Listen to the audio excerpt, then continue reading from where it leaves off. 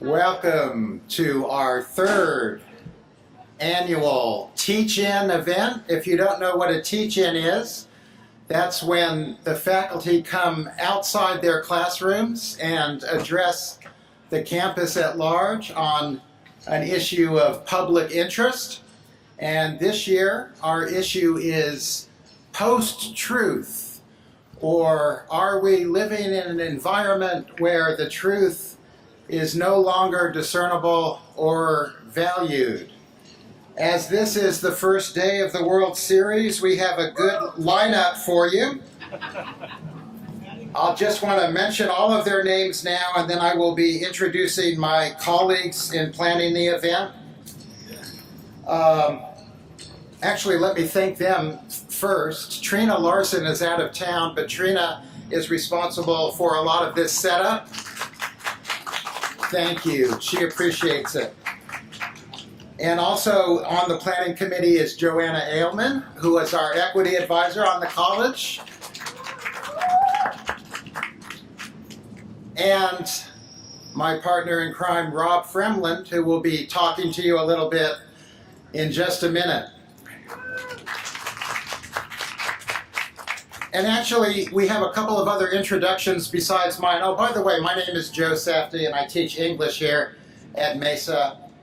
Come sit down for a little bit and listen to what should be some interesting presentations. I'd like to start it off by having my co-sponsors, including the ASG President Sophia, to say a few words of welcome, and then we'll get going with the presentation. So Joanna, would you mind coming up and saying hello?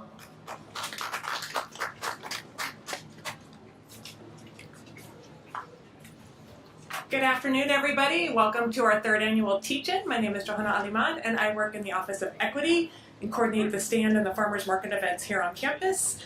On behalf of Classified Senate and the Office of Student Success and Equity, I'd like to welcome you and to remind you that in 2 weeks it'll be time to go to the voting polls and vote. Make sure you go out and vote. It's the only way you're going to make change.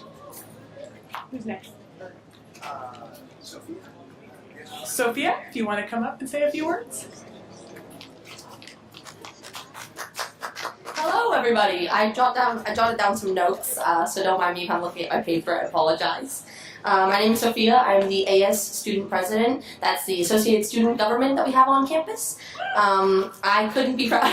What up, Harley? I couldn't be prouder that we're having this event on campus. This is the third annual Teach-In we've had.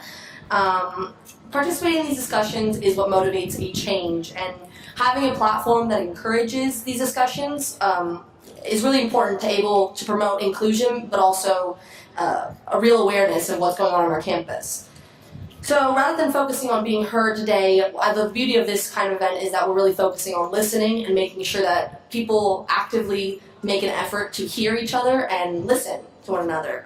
So the theme of today's Teach-In is post-truth, and that gives the opportunity of an open mic to our campus. So thank you all for being here, and I'm excited to see what we have today. Okay, have a great day, Mesa.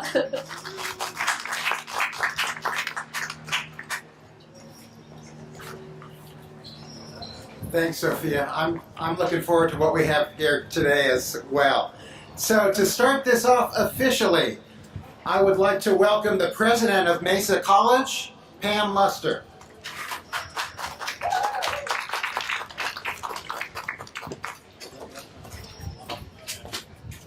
Thank you, and thank you all for being here today. I'm not sure I ever imagined that I would be at a teach-in called Post-Truth, because I don't know that I ever imagined that we would be in a situation where we were talking about something like that. But since we are, and since you're all here today, one of the things I will do is focus this on what I think this means to Mesa as a community here.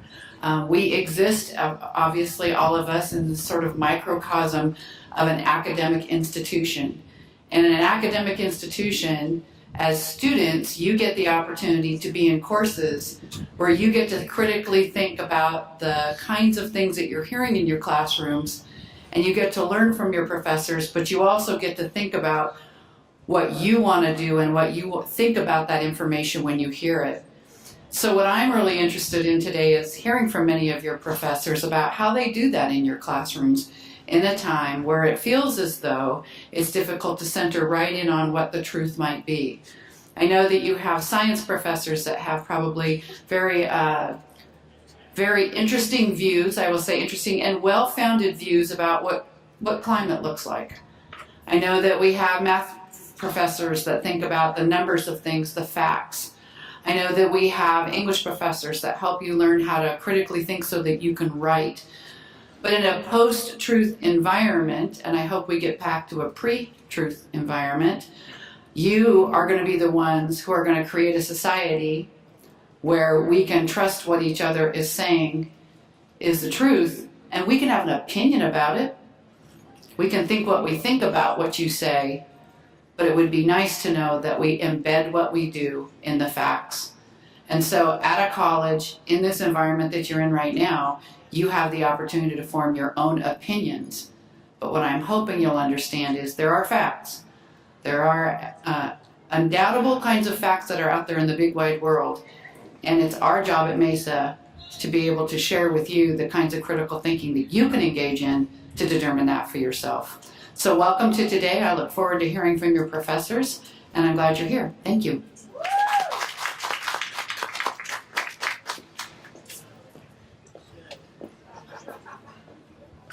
Thanks, Pam. I should add, it's a pleasure to be part of an event that is sanctioned by the administration at Mesa College, the classified staff at Mesa College, the faculty at Mesa College, and of course the AS student body at Mesa College. We're all in this together. And speaking of opinions and the opinions that you might have about what's said today, please don't be quiet. Please don't just sit there and be passive. This is a dialogue, and anything that you have to say about what any of the speakers say today, please. There's a hand mic going around. Carlos, where is it? Okay. So if any of you has anything to say about what you hear today, please go over, raise your hand, and Carlos will come over and let you be part of this event.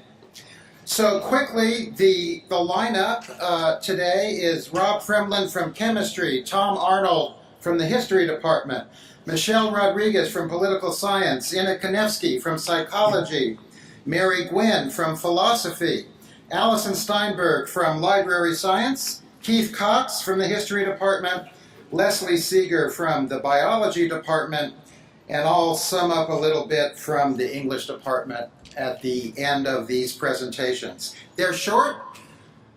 I hope you enjoy them. Leading off for the Mesa College teach-in, Rob Fremlin.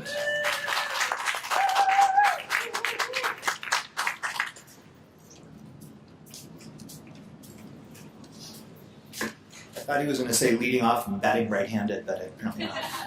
All right, so I just want to talk a little bit about actually some words that are used when people talk about truth and some misconceptions that people have. So I teach chemistry, and so in chemistry is a science, so we deal a lot with hard facts, things that we can measure and ideas. But all people have learned somewhere in school, probably starting in elementary school, about the scientific method where we start with an observation, and then we ask questions about it. And then the next step is we form a hypothesis. And this is where some word choice causes a lot of confusion.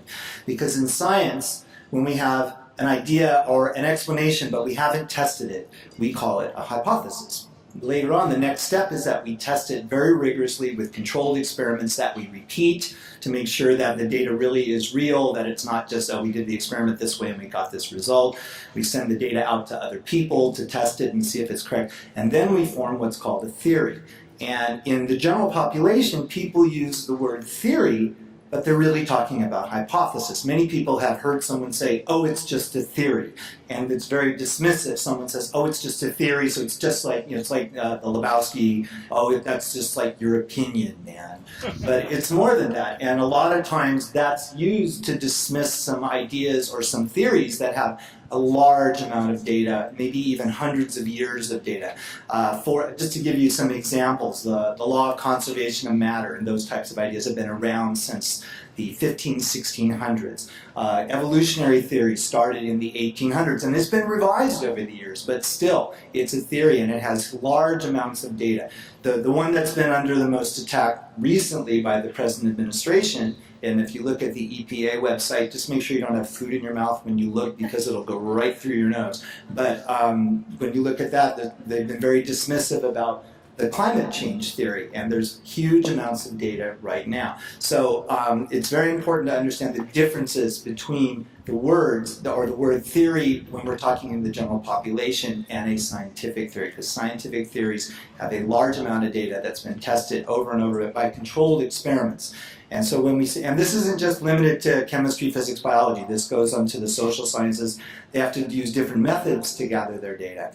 But data really can't be disputed. Interpretation of data can be disputed. So next time you hear someone say it's just a theory, what you want to do is you want to look up what they're talking about and really look in peer-reviewed journals. And let me explain what peer-reviewed means. So one of the upsides of the internet and the way that we get information now is it's very, very easy to get information. It's much more accessible than it was back in the days when my colleagues and I were in school, right? We had to go to the library, had to go find the journal, had to make copies. Now you can just click, click, click, and there you are.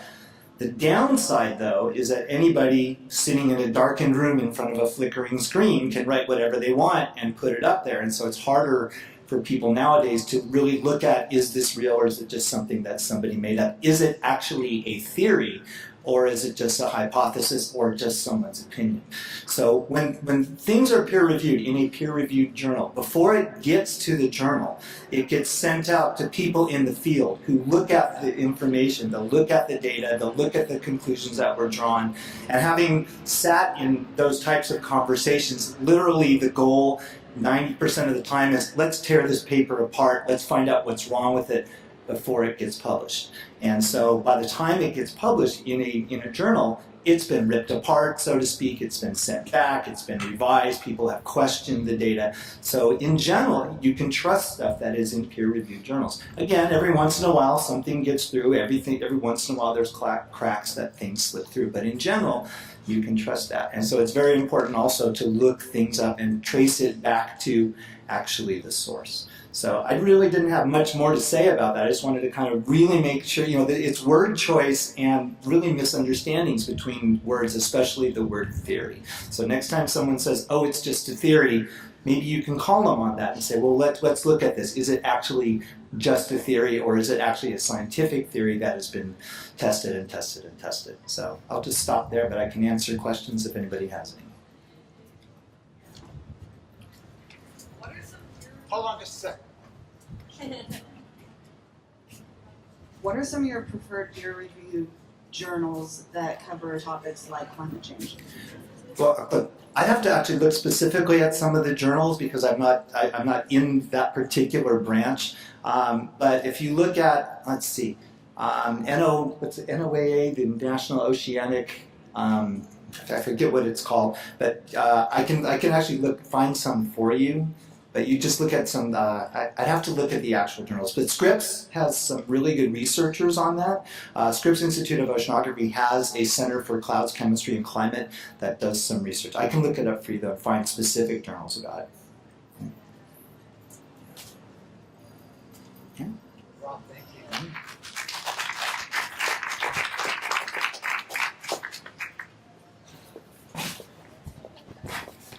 Thanks, Rob. Our next speaker is from the History Department, speaking of truth, and he's going to speak to us about how our current environment affects how we learn and teach history. Could you please welcome Tom Arnold? Thank you very much. If you were expecting the other Tom Arnold, I'm sorry that you might be disappointed by that. You're certainly welcome to have my autograph. It might be worth something someday, you never know. So I'm going to start off with a question. How many of you have seen a movie called Forrest Gump? Yeah. Okay, do you recall a scene in Forrest Gump where Tom Hanks playing Forrest Gump shakes hands with JFK? Did that happen? Not as far as we know, right? Now, you were probably able to tell, right? However, let me ask another question. How many of you watch YouTube videos for your classes? Or maybe use them in class if you're a teacher, right? I use them all the time, right? I teach world history mainly. So now, generally speaking, I'll go through those and I'll say, okay, this is right, this is wrong, maybe this is right, right. But do you know that there is technology out there now that in a couple of years will make that fake video so clear and so real you will not be able to tell the difference? Have you heard of something called deep fakes? That remind us. That's when you take someone else's head and put it on someone else's body, and needless to say, porn, being the pioneer in technology that it is, started this off, right? This will become very difficult to see in the future. Now, fake news in history, it's nothing new, right? There have been fake news ever since there's been people. There we go. We all tell different stories. See, I wanted to sort of, since I'm the second hitter, I'm going to try and move the first hitter to second base with a little bit of a bunt here. You talked about scientific truth. Historical truth's a little bit different. Historical truth's not quite as clear. We're not exactly sure. We weren't there. We can't, unless we live in Doctor Who universe, we can't go back and take a look and see what happened. Right? So we still rely on evidence. Evidence is very important to us. And ever since the very first photograph that we know of that was taken with a camera in 1826, we've had a lot more evidence to deal with. Right? We've had pictures, we've had video, we've had radio, we have all kinds of things. They're great, they're really interesting to use. But that makes it even more difficult for us because, just like in Forrest Gump, it's pretty easy to fake that. So, in class then, how does this affect what I teach? What are some subjects that I teach that might be affected by that? First and foremost, the Holocaust, right? Most of the Holocaust evidence we have now, most of the people who survived that, they're almost gone. A lot of them passed on. We have a lot of video, we have a lot of pictures. What if I was able to manipulate that? World War II. World War II, the good war, right? I could easily manipulate that. Now you might be saying, well, okay, that's all well and good, Professor Arnold, but what about before they had pictures, right? Well, paintings can be faked. Have you heard of something called revisionist history? So revisionist history is basically looking at, because in history we construct narratives. We tell stories, this is what happened, right? One historical narrative was that the Vikings, who were terrible, ugly, smelly people from the north, came around and wrecked everything and they were terrible people. Revisionist history says, hold on, wait a minute, there's some evidence to suggest that maybe they didn't. Right? Is that fake news? Not really, right? That's just looking at it in a different way. So I had a couple of points here. How do I ensure that I present the most accurate account of the past to my students? It takes a lot of work. Frankly, it's really difficult. This is always a challenge, right? We have to find out we can get the best information that we can. Now, according to this gentleman, James W. Lowen, in a book he wrote, this is actually the second edition, Lies My Teacher Told Me, we're not doing a very good job. I'm reading a couple of quotes from him. History is by far our worst taught subject in high school. We historians tend to make everything so nuanced that the idea of truth almost disappears. He actually says that textbooks should admit uncertainty, that we don't know everything. That's, again, a little bit different, right? Historians say we don't really know anything. But is he right? Maybe he is, maybe he isn't. I've worked with high school students before. Some of them know things, some of them don't. But the one I really want to draw, and I want to leave a couple minutes for questions, was from an actual high school teacher. This is a gentleman named Doyle, and he says that, as soon as I can find my notes in the correct place, will they believe what we say? He says, despite my efforts to set the record straight, my students seem primed to believe that anything or nothing might be true. So, is there hope? Can we stop this? He says he can. You'll pardon the poetic language. I am girding up to fight back this fall, assembling an arsenal of books and articles, lining up guest speakers, and considering lessons meant to loosen the hold of post-truth online classes. So perhaps there is. And I think we do have a chance. I think if we work hard enough, and I know students, do you believe everything you see on the internet? Come on, it's all true, isn't it? Right? It must be, it's on the internet, it's on a video, it must be. No. You guys are savvy enough. With a little bit of help from us, I think you're going to be fine. Anyway, I'd like to leave it open for questions now.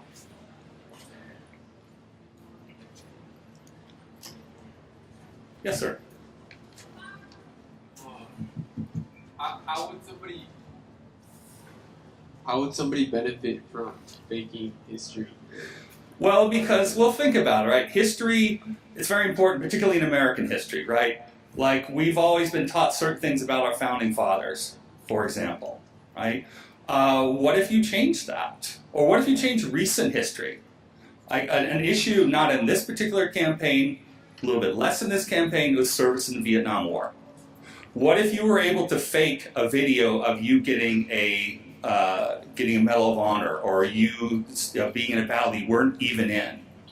You could change that. You could change the perception of who you are, who you were. You could change the perception of a famous figure. Say you were a neo-Nazi, and you wanted to say, well, Hitler wasn't really that bad. Look, here's a picture of him with his children, or here's him giving gifts to Jews or something like that. You could do that. You could affect public perception of history. Question? For example, like the Armenian genocide. The Armenian genocide, right. I mean, the Turkish government denies that it even happened. Right? And you could fake records, you could do all kinds of things to that. Say, look, none of my evidence says that this in fact happened. Yeah, because that's actually a pretty big point of contention. Sure it is, right? Even, of course, you've got Holocaust deniers and things like that there that say, no, that never happened, or it didn't happen to that degree. And you have to, I would suggest seeing a movie called Denial, which was all about the trial with David Irving, and the amount of evidence they had to collect in order to prove that. That's kind of what we're up against. Anybody else? Yes, ma'am.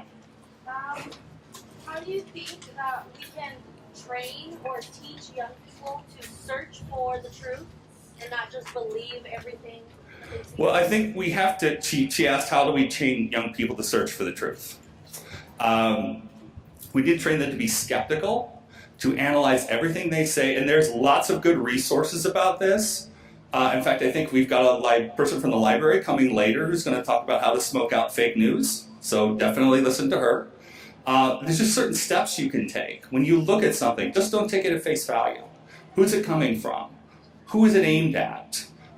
Who's funding this? One of the things I like about the current campaign is that when I read all about all the propositions, I can see this was funded by certain people. And then I can go, oh, so that's why, right? So it really is just being informed and just having those skills. It's just like if you're sold anything and you ask a question, what is this? What are you selling me? Don't just, because, when we're on the internet, let's face it, we're reacting emotionally, right? Oh man, I hate that. Oh my God, I gotta do something. I'm so mad. And then you say, hold on, wait a second. What is this, right? What do I know? And are there sources that I can trust? And that's the hard part. That's why you've got to find out who's putting it out. I think I'm getting the signal that I'm done. Well, thank you so much.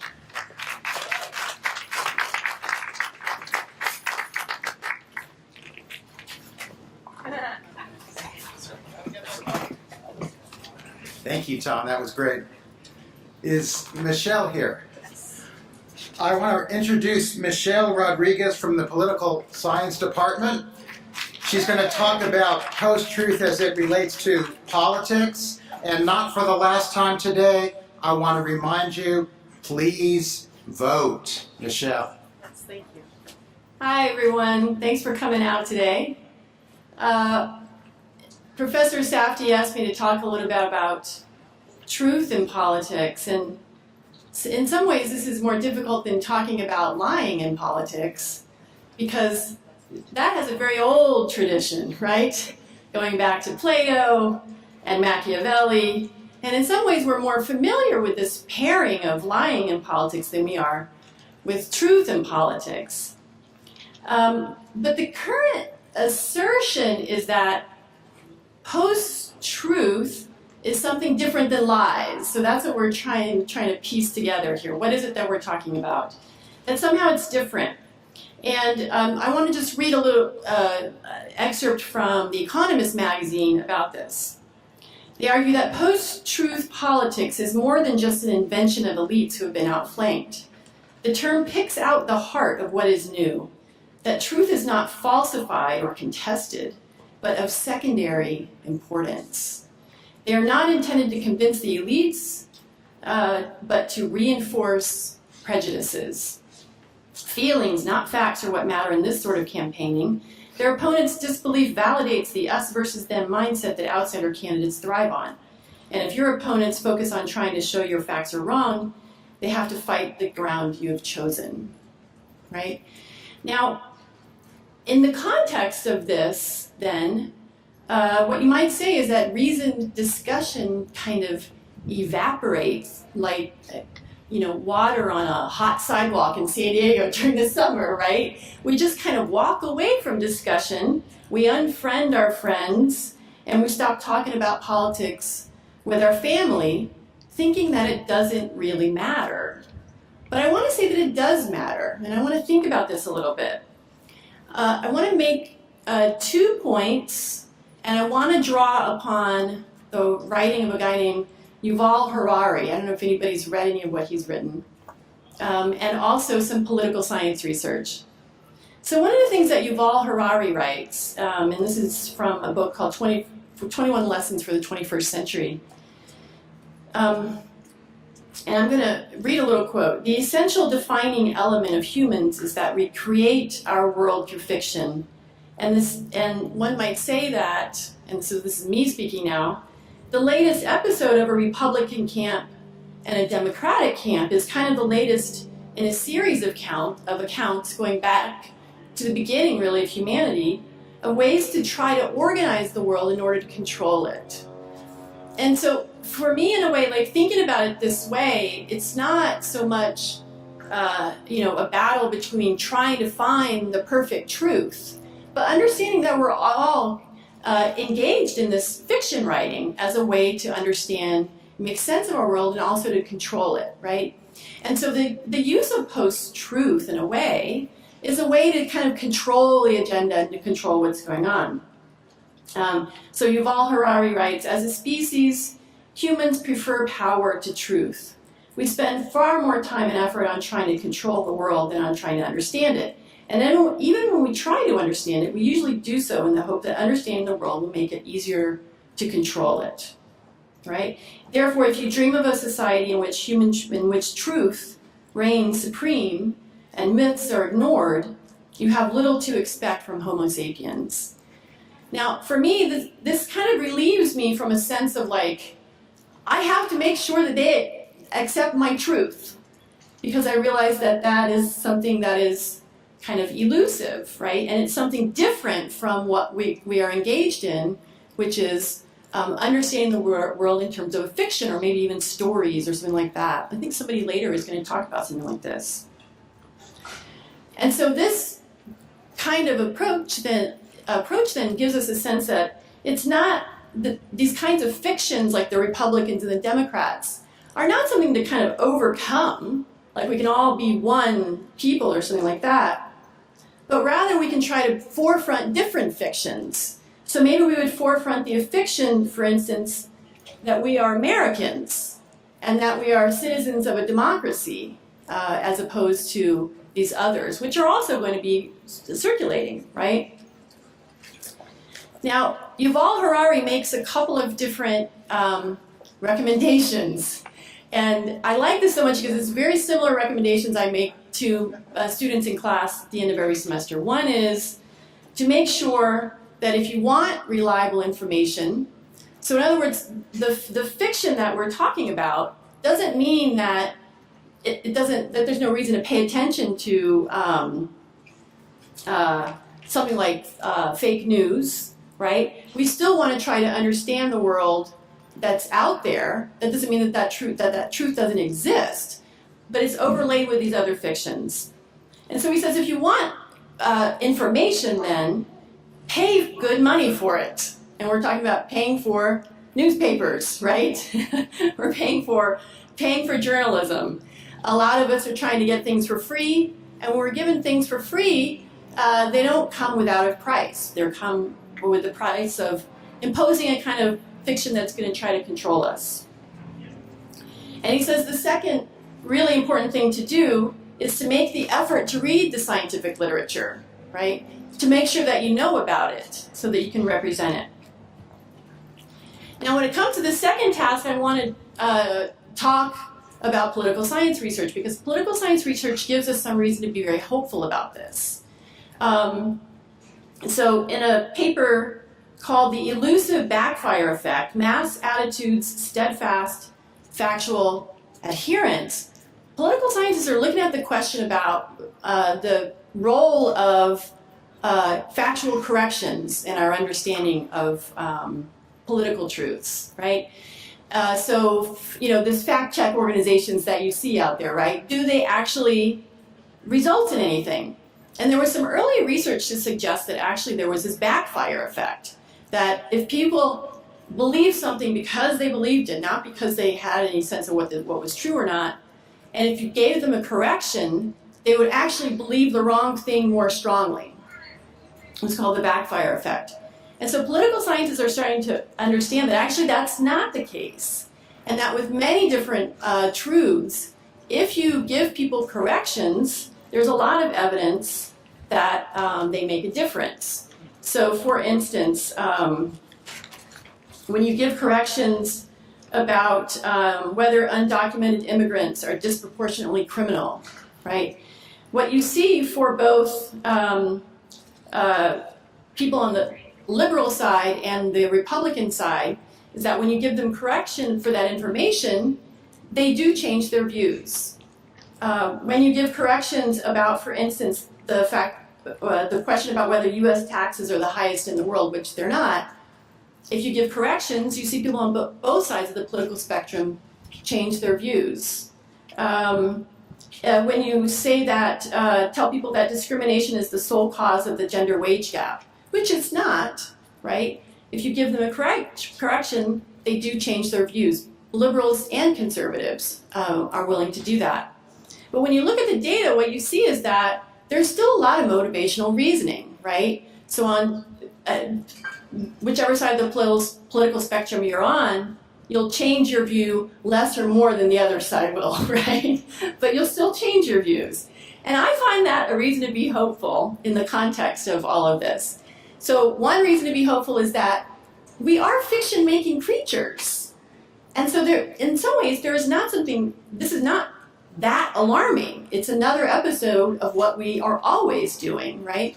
And another reason to be hopeful is that we do understand the world better when we're given the information to do that. And we do have some reasons to do that. I see that with my students all the time when they just did a lot of research on the propositions. And when they inform themselves, they understand much better and they're much more willing to make a recommendation one way or another about it. So as Joe Safdie said, I would also recommend inform yourself, maybe pick one or two issues that you're really going to keep track of, and make sure that you vote. Thank you. Okay. Do you have class today? Yes, we do. I'll be going there next. Are you? Yes. Michelle, you have a couple of questions. Oh, okay. Oh, yeah. I want to know, do you think within 10 to 20 years, the trusted sources that said that you have to pay for, are they gonna stay uncorrupted, or will they spread the truth even more? Well, there is always going to be, I think, a market for information. One of the things that's kind of helpful about this is that businesses, for instance, they need information, right, about what's going on in the web, about how the world works. And so there are markets for information. But they're certainly trying to remake themselves in the current economic environment. One of the things that we see, for instance, is that some forms of journalism are actually being funded by nonprofit foundations, for instance. Investigative journalism is one of the first things to be cut from newsrooms. And we're seeing those get picked up, for instance, by nonprofits that are willing to fund that kind of thing. So, do I think there will be nothing but completely corrupted news sources? I don't think so. But the other thing to remember is that we're all engaged in this fiction writing, right? And that we're not going to find perfection in any news source, and we're not going to find perfection in any policy. We're not going to find any perfection in any political party or any story of what the truth might be, right? And that's actually a danger to look for perfection. So I expect to still be reading the New York Times in 10 years. Yeah. Anybody else? Somebody else have a question? All right. Oh, yes. Hi, Nanette. I'm kind of just wondering if we increase our awareness of the fact that we create fiction, Yes. sort of just culturally. Yeah. Do you think we'll try to compensate for that and like find some objectivity when it comes to truth and facts? I think that humans always. There is an objective reality. There is truth still, right? There are facts for sure, and a lot of us are engaged in that realm of thought all the time. Scientists, they're not dealing in kind of fictions in that sense, and so how we bring those two together might be in kind of a point of change right now. We're trying to understand how these things fit together, and I think a lot of people really. There is kind of a pushback against some of this discourse that we're seeing happen at the higher levels, of the government, but also in the political parties. And certainly in my classrooms, I see students wanting to push against that, right? Say, where is the truth? And it's an ongoing struggle, really, to bring those two together. Yeah, absolutely. All right.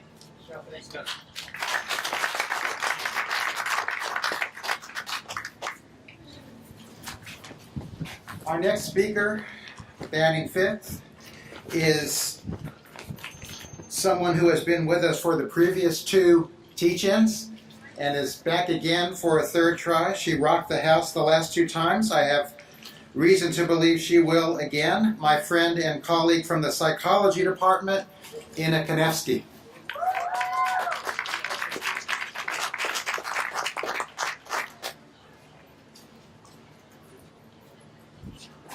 Well, I don't actually know why this house will rock. I'll get things thrown at me.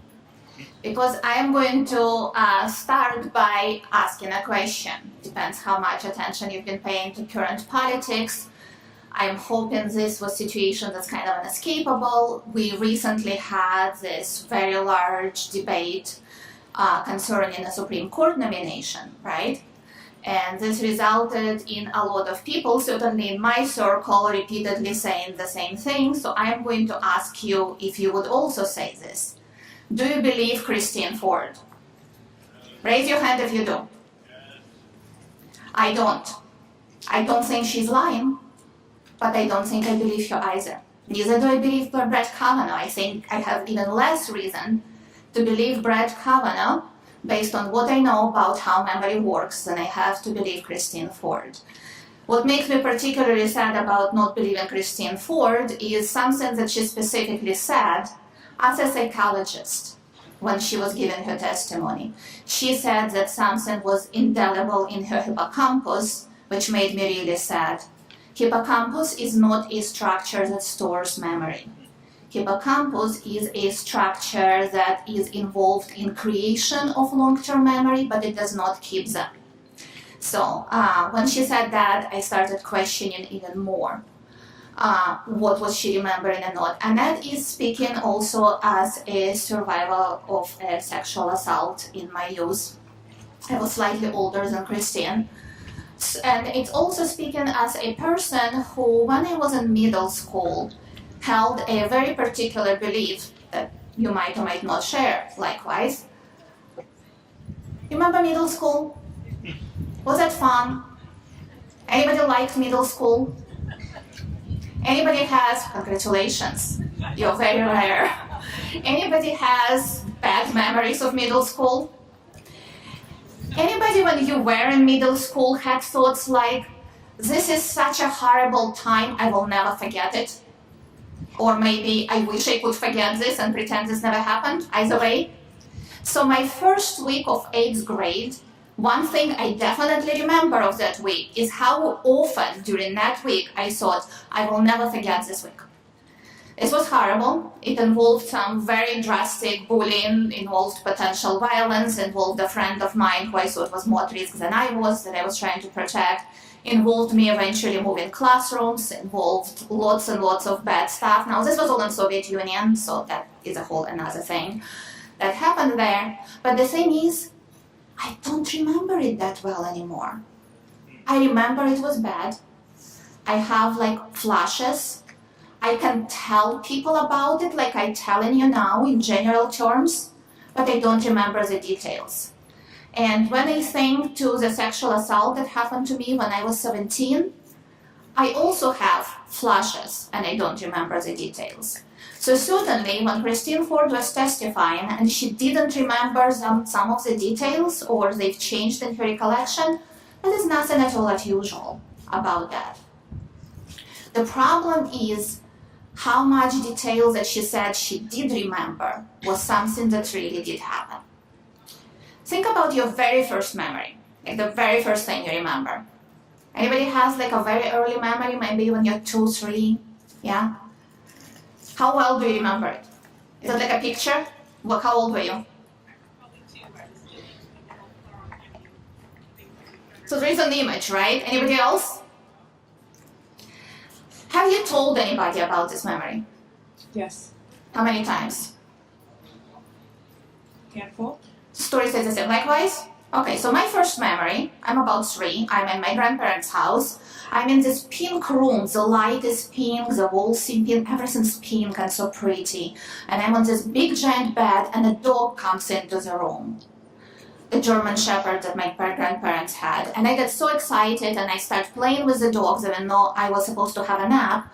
And then my grandfather had to come down from a cherry tree where he was picking cherries and get the dog. Anybody catch my problem with this memory? Since you have the microphone? Separate places. Right? So I was not there with the grandpa, and yet my vision of me being in the pink room also very clearly includes a vision of grandpa being in a cherry tree and climbing down. Could I have seen that at the same time? Obviously not, right? I have this very clear picture of these two things together. Now, as it turns out, this really happened. This has been confirmed by family members. And grandpa was in a cherry tree and he had to climb down and get the dog. And probably the very first time I told this memory, somebody said, oh yeah, and grandpa had to get the dog. And then it became part of my memory. Now, have I ever seen grandpa in a cherry tree, do you think? Many times. We had cherry trees in grandpa's house and he picked cherries.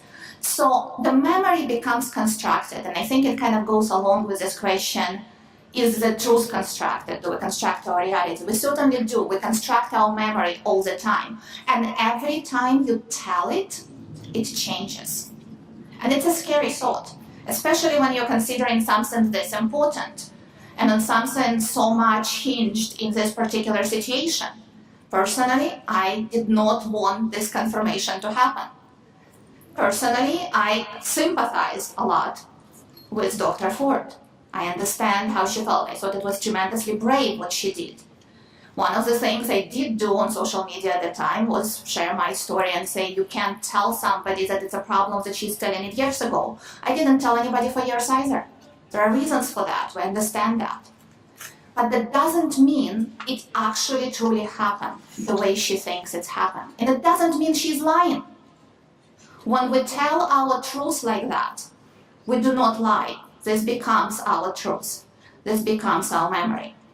The person who is foremost in research of memory is Elizabeth Loftus. She is at University of California, Irvine.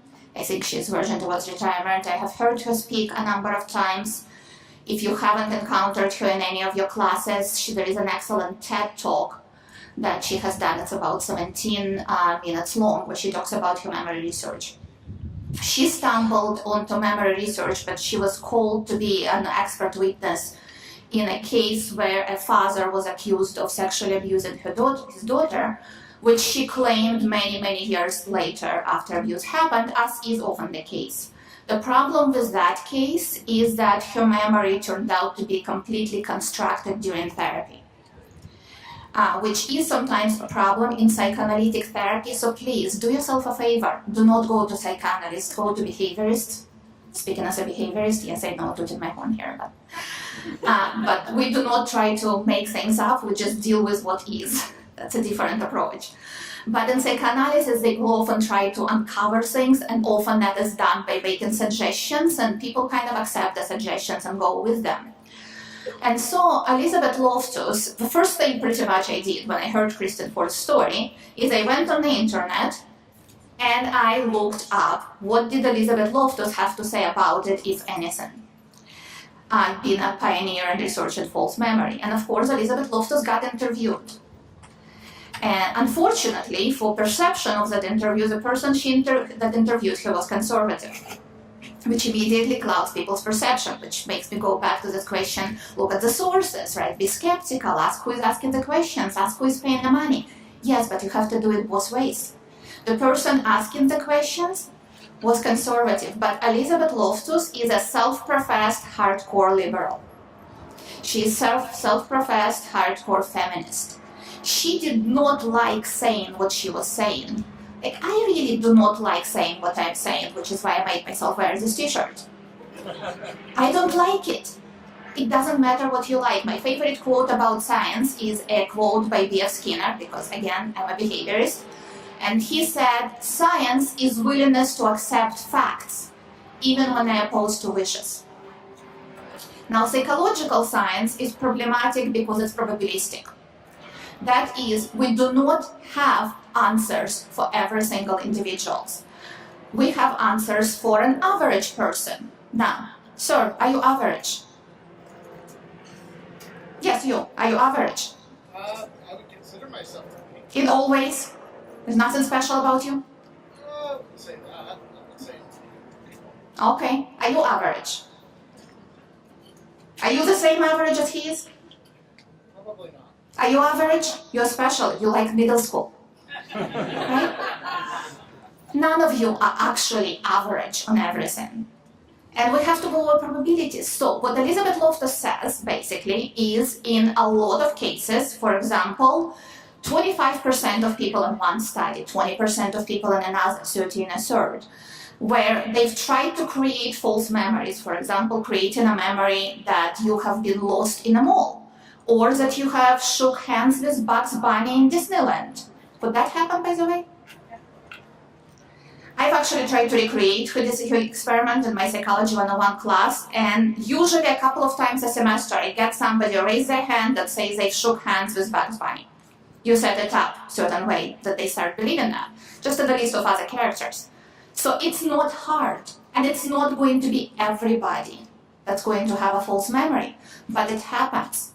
And if we are going to be truly honest with ourselves and skeptical, always, and not selectively when it suits us, we have to always ask this question: what really is the evidence and what is the proof? So I shared this article by the interview with Elizabeth Loftus on my Facebook, because I like getting in arguments on Facebook, clearly. And the very first response from a friend was, this article still made me mad. I need to take my glasses off so I can read this. I get what she's saying. While it doesn't seem to be a recovered memory, it might not be accurate reflection of what happened. And to me, her answers read as a sneakier form of discrediting a victim and denying her story. I get that this story is not confirmed or corroborated, but why do we need to try and discredit it? What about just looking into it and at least acknowledging that she felt violated and scared? It just seems like a default to discredit and say it didn't happen. Why can't the default be empathy, compassion, and saying I believe you instead of calling a sexual assault survivor a liar? And here's the thing, Elizabeth Loftus did not call a sexual assault survivor a liar. She was pretty convinced that things definitely happened to Christine Ford. She just said that should have been investigated. And that's pretty much what Christine Ford was asking if you were paying attention. She was not asking people to believe her, because she is in fact a psychologist even if she is wrong about hippocampus. She was asking people to look for evidence to corroborate her memory because she knew this. She knew that memory can be constructed. And Elizabeth Loftus knew that. And Elizabeth Loftus in her interview said, in the midst of the Me Too movement, I think some people are really reluctant to do anything other than embrace her story, noted Loftus. I'm a Democrat and I am a pro-choice person and I am scared of having him on the Supreme Court. But if he doesn't get on it, I want it to be fair. And he got on it, and it wasn't fair because we didn't investigate. And we just went and polarized ourselves and said, I believe or I don't believe. Of course, personally, I believe that he should have testified drunk. Because here's another thing we know about memory, it's state dependent. And if he did it while drunk, if he did do it, he might have remembered it when drunk, more than he remembers it otherwise. There is a lot we know about memory, there is a lot we don't know, but it's always good to ask questions and not just go by feelings. Thank you.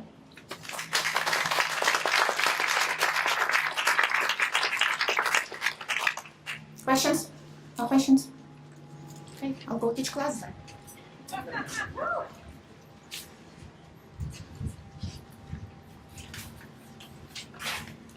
I told you she'd have something to say.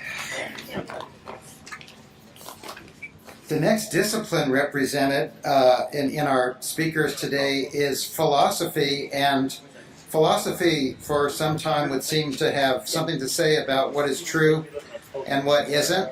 And so please welcome someone who's going to clear that up for us, Mary Gwynn from the philosophy department.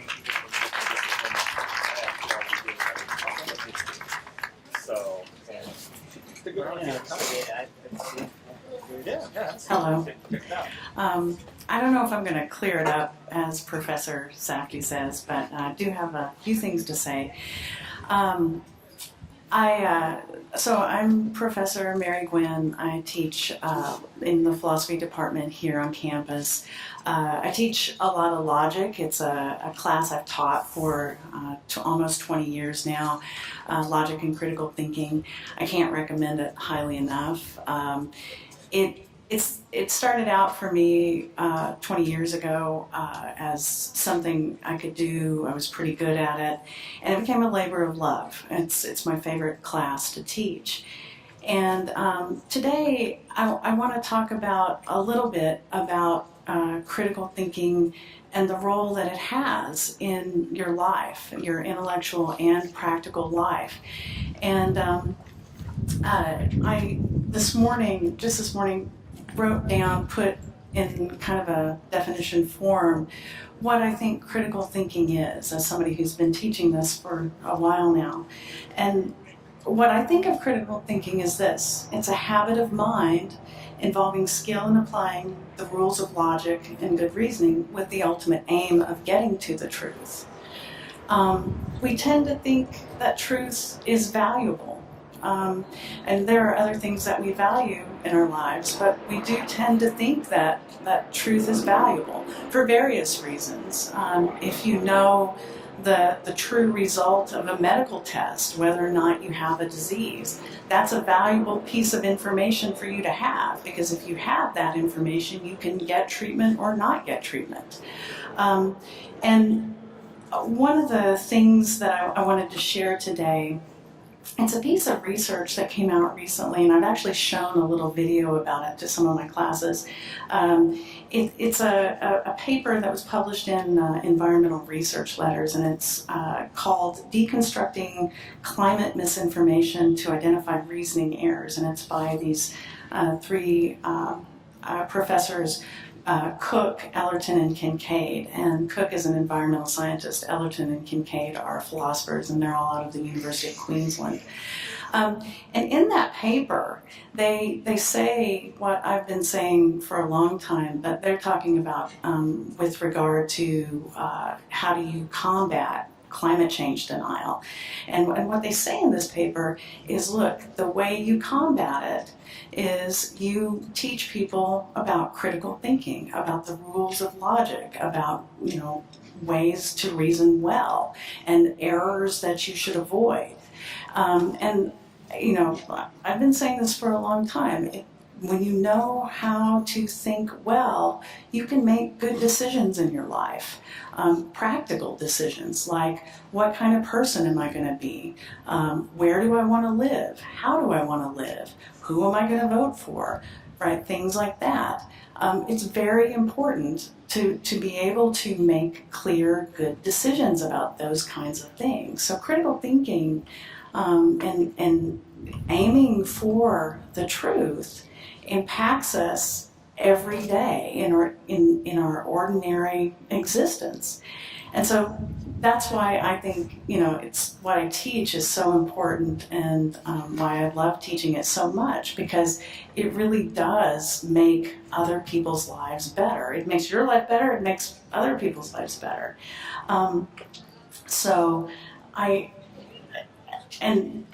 wanted to, that paper that I referenced a minute ago is about climate change, but you can apply the principles of good reasoning and the same kind of strategy to any hot topic issue where there are misconceptions. In particular, I tend to focus on misconceptions about scientific truths. So there's the denial of climate change, there's the belief or set of beliefs about vaccines and how they cause autism, right? You can combat that with good reasoning, and really,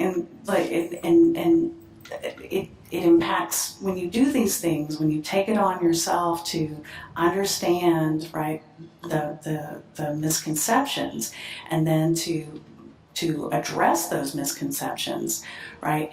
It really does make a difference in the world.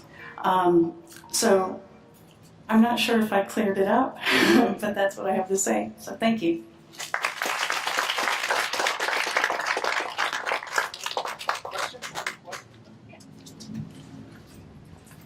Is that mic still here? Yeah. Hold on just a second. Okay.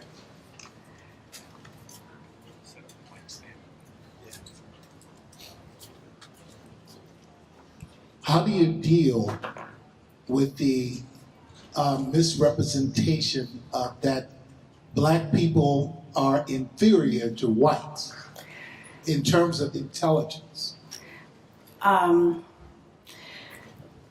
That is certainly an issue that, again, straightforwardly can be addressed using good reasoning and the principles of logic. Just look at the evidence, right? There's no evidence to support that claim at all. And that's similar to climate change denial, vaccines causing autism. There's no evidence to support, right, the contrary claims.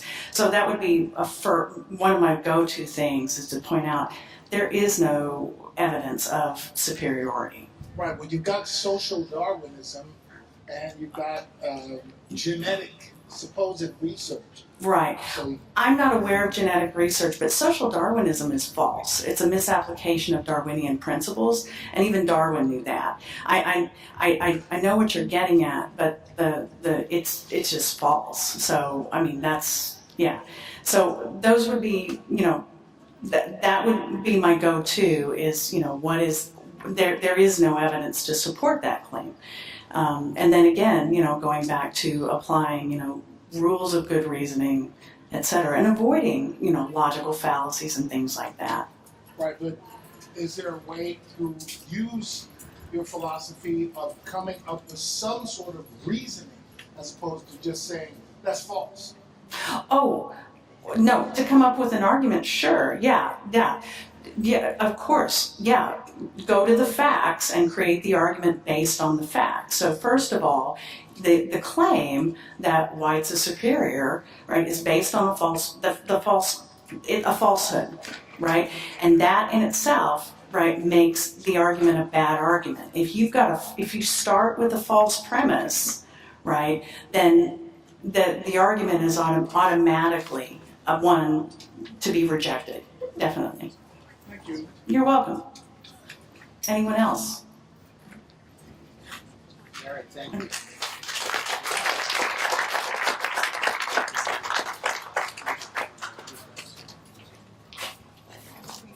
I wonder if any of our last three speakers will answer one of my questions, which is, what is the role of emotion in critical thinking? Is there a role for emotion in critical thinking? And if nobody addresses that, I'll answer it myself at the end. Our next speaker will talk about probably the most used phrase in connection with the post-truth environment. I'm talking about the phrase fake news. And her speech is about fake news and how to combat it. Could you please welcome Allison Steinberg from the library.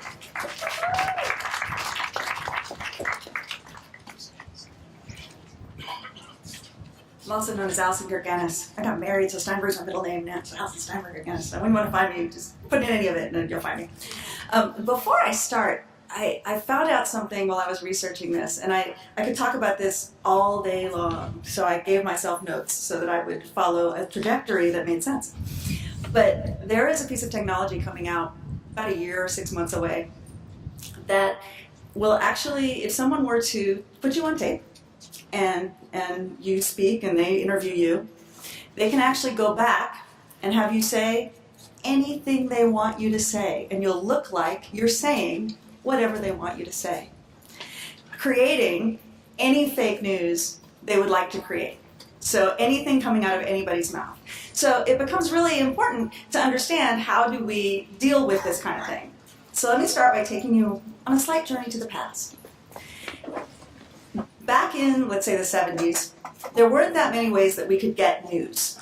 We had about, I'd say, 6 to 10 television stations. We had the radio. We had newspapers, published books. And there were credentialed people making those items for us. And we could pretty much trust them. They couldn't get jobs unless they knew how to find the facts, unless they knew how to tell us what needed to be told.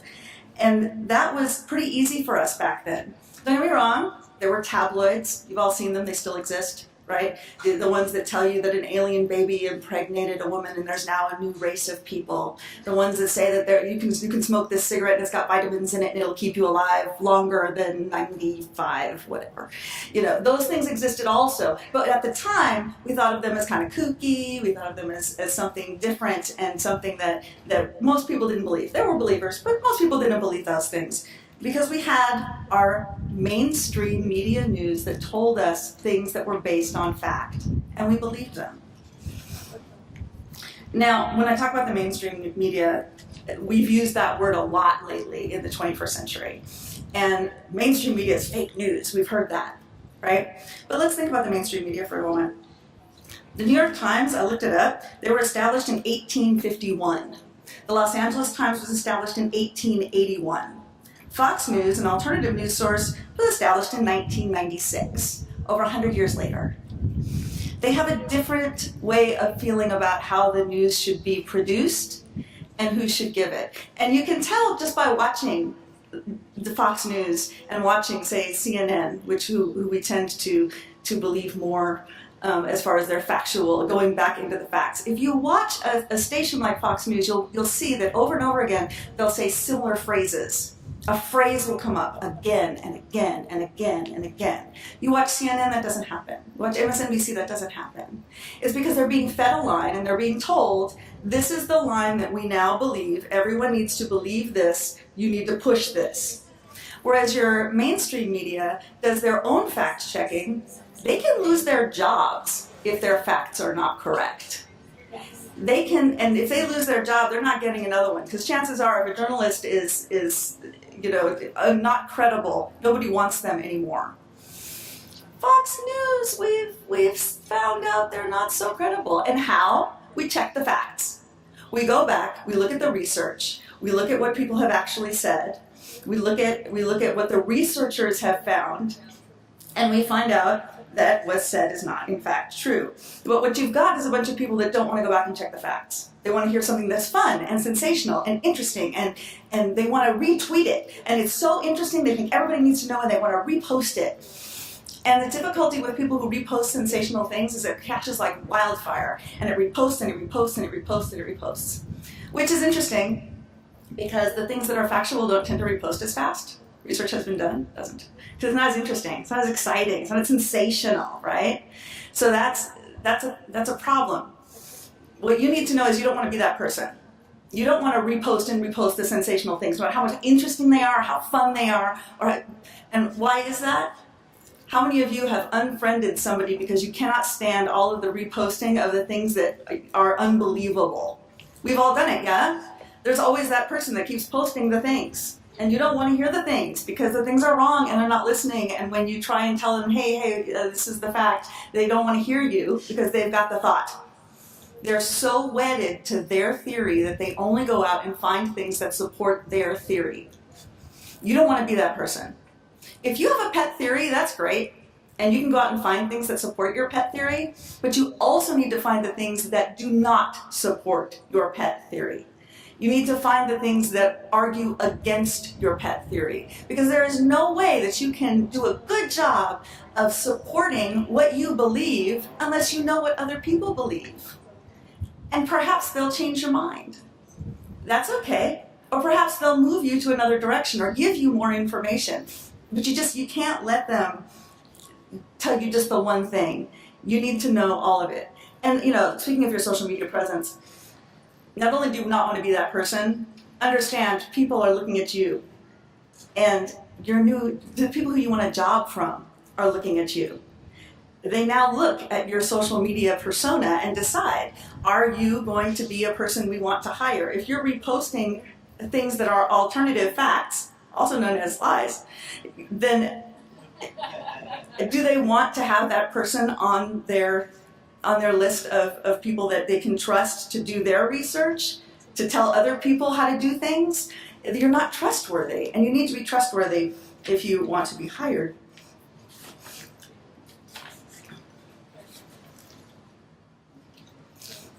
I went through a whole lot of this stuff already. This is great.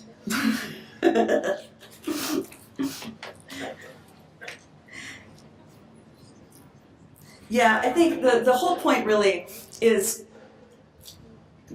discourse, debating is part of the democratic process, and we need to have good discourse. When someone shouts at you fake news, they're trying to shut down discourse.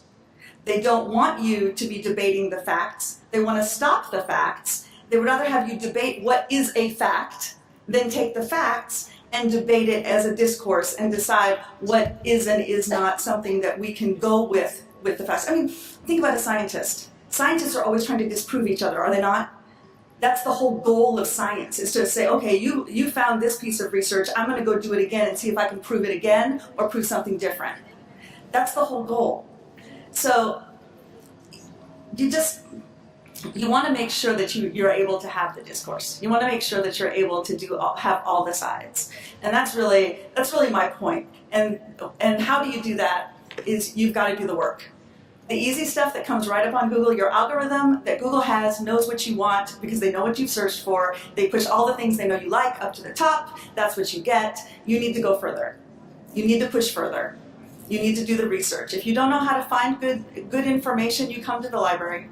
I'm a librarian, I'm going to tell you that. But not everything is free. Your public library, your Mesa College library, we have things that we pay for that we know are credible, that we know are reliable, that we know you can trust.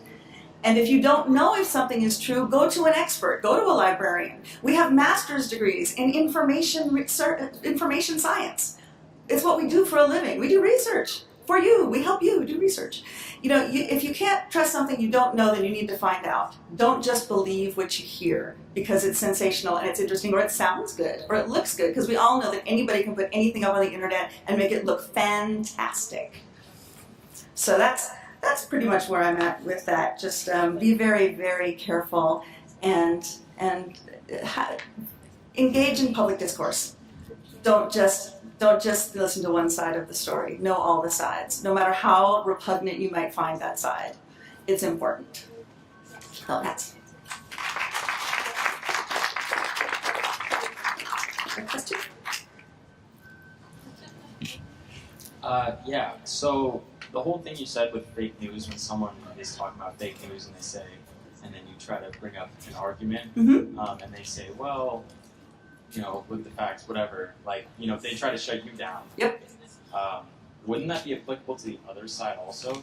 Like, if you were talking about, real news, and someone comes up to you and says, that's fake news, and then you're like, well, here are the facts, wouldn't that also be applicable to the other side of the argument if someone else is talking about fake news, and then you go up to them and say, well, this is fake news, and they're like, well, look at these facts? It depends on what facts they bring you. If you know enough about the subject matter, you should know where they're coming from before they come with it.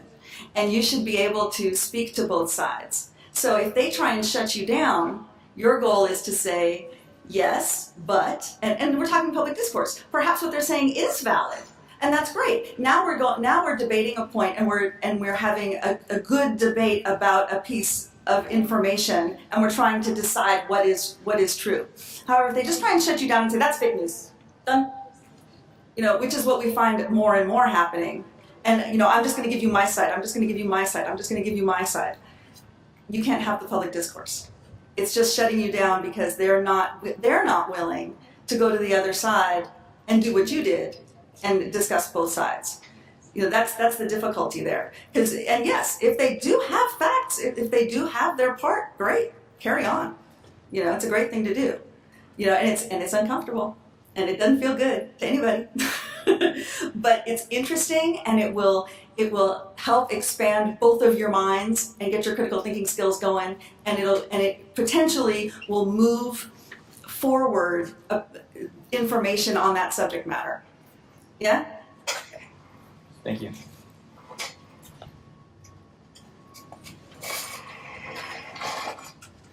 What websites do you recommend for checking like news sites to see if they're factual? There's actually one called factcheck.org, I think it is, factcheck.org. And there's also Snopes. Snopes is great. If you go actually onto the library's website, we have a research guide. If you go, there's a place called Research Guide that has a controversial issues guide that we've created, and we've got about 7 different sites that we put up there for fact checking. So it depends on what kind of facts you're trying to check. You're looking at political facts, or you're looking at pop culture facts, or you're looking at, there's different ones that that are specifically for different kinds of information. Thank you. You good? Oh, one more. So the technology you were talking about at the beginning, I believe it's termed deepfakes. I'm wondering how that will play a role in future elections in the spread of information. That is a very good question. It will probably come out before the 2020 election. I believe it's created by Adobe. Yeah, we don't know. And that's the thing. That's why you have to do your own research, because that person will come out and say, I did not say that. And you can go back to their previous voting records to see what they voted on. And you can go back to papers that they've produced or whatever to find out what the real truth is. But my point is, just because you see someone saying something in the future does not necessarily mean they have said that in the future. Yeah. Just quick thing, the technology he's referring to? Yeah. The technology he's referring to is called VOCO. Yes, VOCO. VOCO. That was it. I heard. Yeah, that's the one I heard about. There may be more. That's the one I heard about. Yeah, I just found out about it yesterday, and I was like, huh. Well, that fits into what we're talking about, doesn't it? Hey, so you were talking about Fox News having an agenda. Wouldn't you say that could be true for other media outlets like CNN and MSNBC when you look at people like Rachel Maddow and Don Lemon as well? Absolutely, but they make it very, very clear that they have an agenda. They tell you that they have bias. You know, and bias is not necessarily bad as long as you can recognize that you've got a bias, that you're looking at a bias, right? So when I watch Rachel Maddow and I know that she's left wing, I know she's liberal, you know, she doesn't make any bones about the fact that she's liberal and she's left wing. So now I know that side of the story. Now I know where someone who is a journalist, who does fact checking, who looks at things, where their point of view comes from. And that's good. You know, as long as one can recognize bias, you're fine. It's when you can't recognize the bias that you have the trouble. Is that? Yeah. Yeah. We good? Okay. I'll just stay up one more second. Oh, great. Yeah. I want to know how much do you think does religious help by spreading fake news? Like, what's the percentage of? What do you think? I don't know what the percentage is, but I think that it's beliefs. It's people's beliefs. You know, regardless of whether your belief is religious or your belief is against climate change or your belief is, you know, people. It's what I say about the pet theory, right? You have your belief, whatever your belief is. It is your thing that you know to be true, and the difficulty is not listening to the other side. So if I have a belief in a religion, that's great. That's fine. It keeps me on the moral compass. It keeps me doing whatever it is I feel is best for my life. That's fine. You know, but when someone says this is the truth and won't explain to me why or how that is the truth, won't give me examples, won't give me research, won't give me facts, you know, they just give me what they know to be true, I have trouble. You know, so religion is fine, but to only give your religion as a matter of that's what I believe, it's hard in a debate because you don't have the facts to back you up. That's the difficulty that religion tends to have in these kind of debates. You know, does that sort of go where you need to go? Is the question about that? Is that good? Yeah.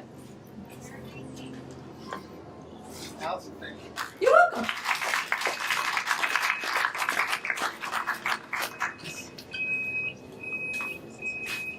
I see a number of my students in the audience. Research papers coming up, folks. You need to make friends with this woman. Go see Professor Gerganis for some good research tips. Moving along, we have another representative from the History Department. Could you please welcome Keith Cox?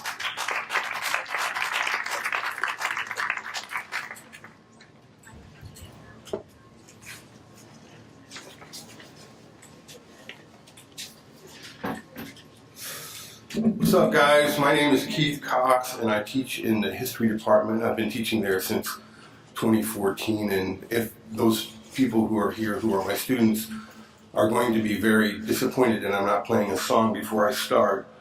But I'm here to talk about how we know what we know.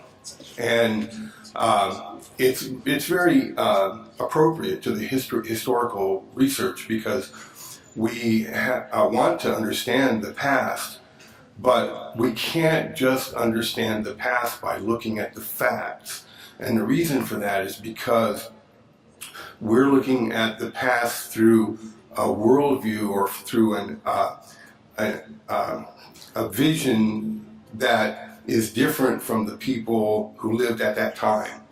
And that the two major concepts that are kind of intercept each other in that argument are called ontology and epistemology. So this is very exciting to you guys, I'm sure.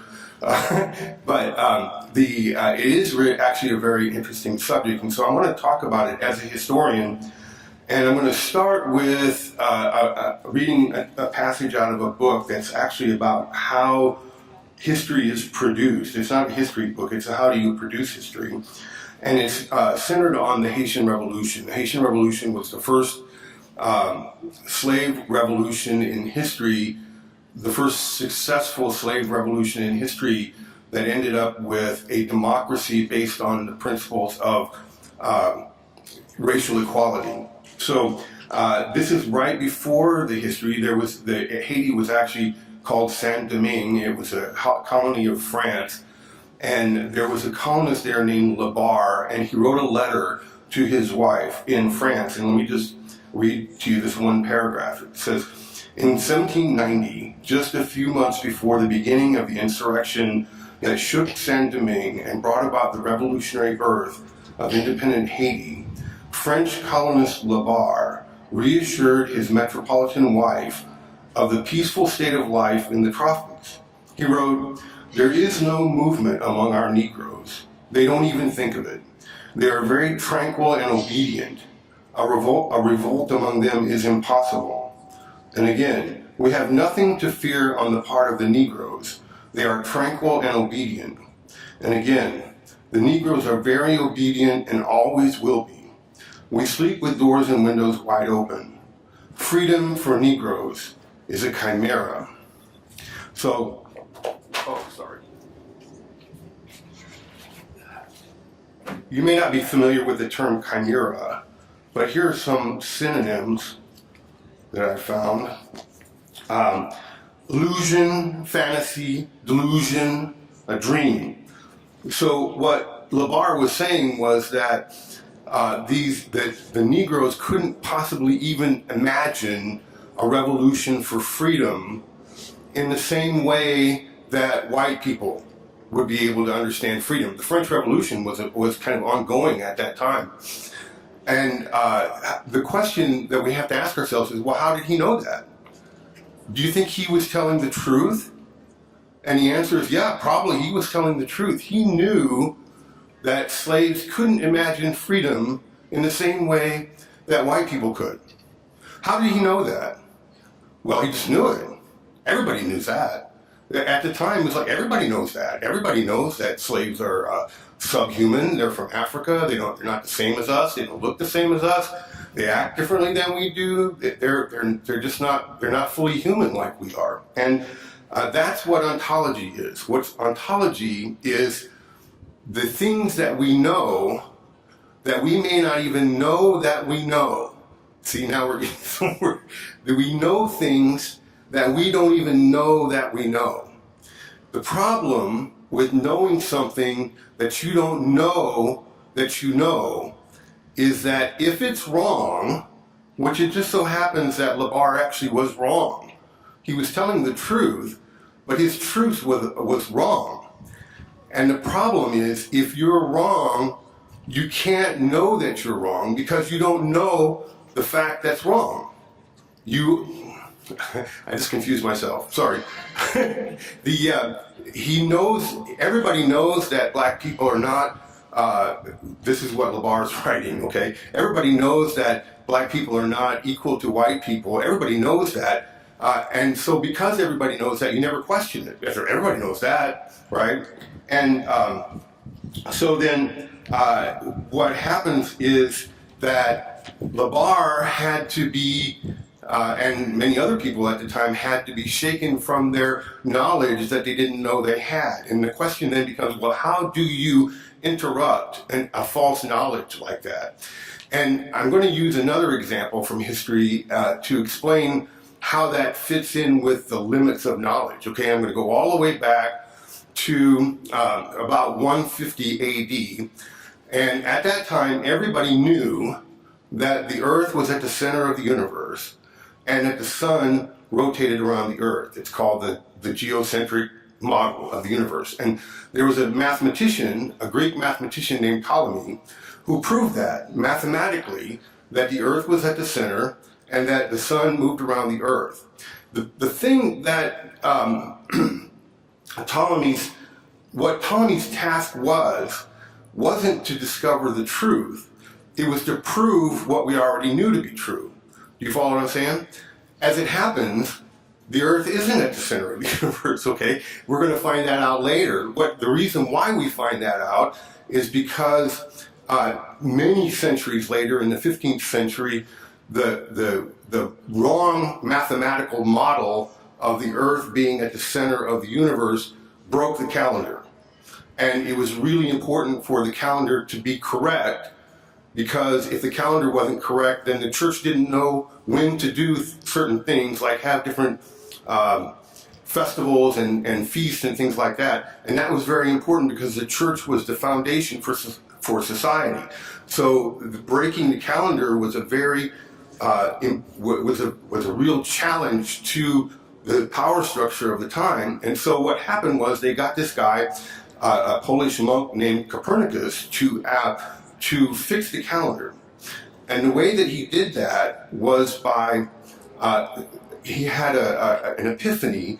He said, well, what if we put the sun at the center and the earth orbiting around the sun? And that idea, then when he worked that out mathematically, he found, oh yeah, that makes everything, it actually fixes a lot of different problems mathematically, plus it fixes the calendar, so everybody's really cool about that. And then later, another guy named Galileo is going to prove that by observation. Okay, so now what had happened was that there was a crisis of knowledge. The crisis of knowledge forced somebody to think outside the box. Have you heard of that before? Think outside the box, right? That comes from Thomas Kuhn, The Structure of Scientific Revolutions, where he argues that what scientists generally do is to try to prove what they already know to be true. The prime exemplar, in the case of Ptolemy, I'm going to prove that the Earth is at the center of the universe mathematically, right? And that scientists, but actually everybody, really will continue to do that until there's a crisis of knowledge. And then that crisis of knowledge forces you up against the box, which is episteme or epistemology, the limits of your knowledge. And once you're forced up against that box, then you can figure out how to think outside of it. You can't think outside of it if you don't know you're in the box. I don't know if I'm making myself clear here. So at any rate, the point here is then we go back to Labar and in his knowledge that black people couldn't imagine freedom in the same way that white people could. His crisis of knowledge came at the blade of a machete, more than likely. He had to be confronted with knowledge that was outside of what he thought was possible, and then from that he was able to form a new ontology or a new worldview. But he couldn't do it until he had that crisis, and the crisis came about by forcing the question of what he knew to be true. So we can point to historical moments where the general ontology, the general thing that we all know, everybody knows that black people are not inferior to white people, whatever. These are things that everybody knows. It's a cultural thing, okay? And we can look at places in history where the culture has been forced to adopt new ideas. Like, for example, the American Revolution. Before the Revolution, everybody thought that the monarchy was the only way to have a government. After the Revolution, democracy becomes the norm. There had to be a change in ontology. And how did that change happen? The change happened by the crisis of knowledge that was brought about by the American Revolution. Same thing happened in the civil rights movement in the United States, when average Americans were forced to look at the injustice of race segregation because somebody was out in the streets making noise about it, like Martin Luther King doing marches, and the March on Selma, where people were beaten just for trying to vote, and people were not able to avoid that any longer. And so they had to change their mind about race issues in the United States. It doesn't come, it's not something that we can think our way through. We have to be pushed into it. We have to be pushed into the side. So over the time, our common worldview changes when we are forced to confront its limits. Black people and slaves are not less than human. Democracy is a more just form of government than monarchy. Black lives matter. The task of understanding the past is the same as understanding each other, because we all have a built-in worldview that some of us are, or actually all of us, are working on knowledge that we know to be true, but we don't actually know that we know it. And the only way we will ever be able to get beyond that, if it's wrong, is to allow ourselves to be challenged, to listen to the other, okay? So the takeaways then from this are, we are all possessed of a sort of invisible knowledge that shapes our understanding of and interaction with the world.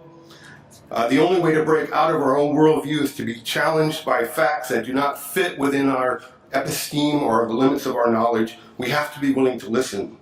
And understanding comes from trying to see the world through the worldview of others. We don't have to agree with them, but at least we can understand them. And then one final thing I want to leave you with is vote.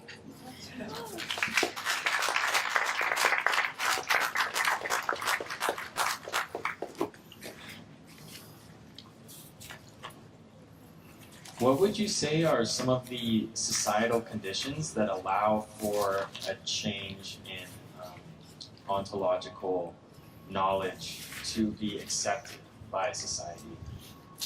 Well, I mean, if you just look at it historically, I think that one of the best examples is what happened in the American Civil Rights Movement.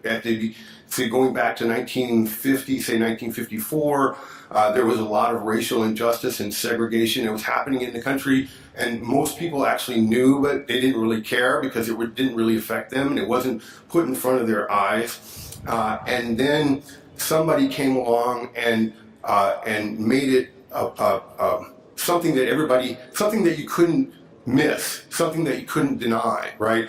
And that was when black people were marching in the streets and trying to get the right to vote, and then people were getting beat up and people were getting killed just for trying to get the right to vote. Do you hear that? People actually died for your right to vote. So people are actually being killed for your right to vote, and people are looking at it and saying, well, that's just wrong. Okay, so there has to be a crisis. It's not going to be something that, we just all of a sudden wake up one morning and we're enlightened.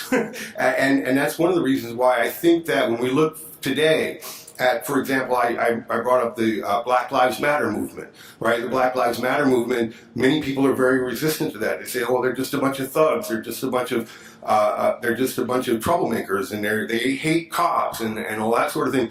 But the reality of it is that people are being forced to look at what they want to deny. They want to deny that there is racism, but now they're being forced, they're confronted with the fact that yes, there is systemic racism, we have to deal with it. And that's how it changes, okay? So when we look, for example, at 1964, Martin Luther King was labeled the most dangerous Negro in America. And now he's a great hero, right? How does that happen? It happened because he went out and he made trouble.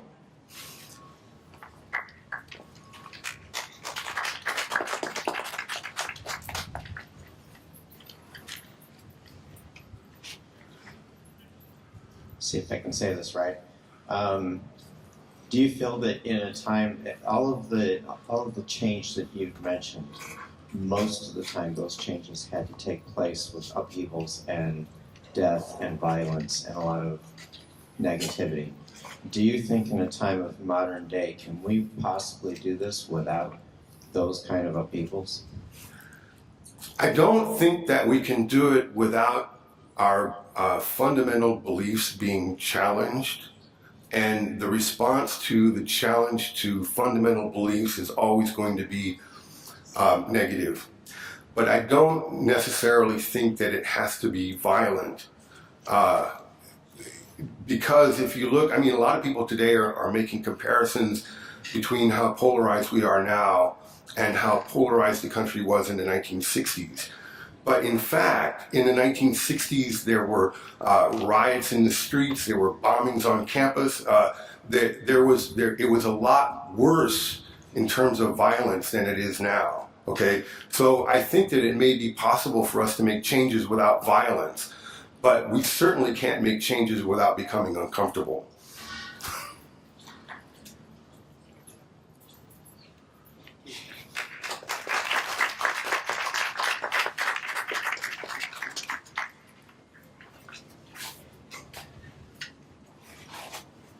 You know, if you watch the game tonight, you'll see that very often the players that make a difference in the World Series are players that you really didn't hear too much about during the season. Maybe they bat 7th or 8th in the lineup and they haven't really done much, but then in the World Series they come alive and become stars. And that's the case with our 8th place hitter this afternoon. Would you please welcome another hard scientist from the biology department, Leslie Seeger.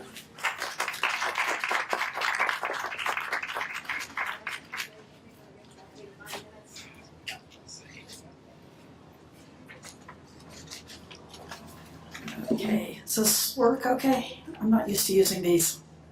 Does that sound okay? All right. How many of you guys heard Professor Fremlin talk about science and theories?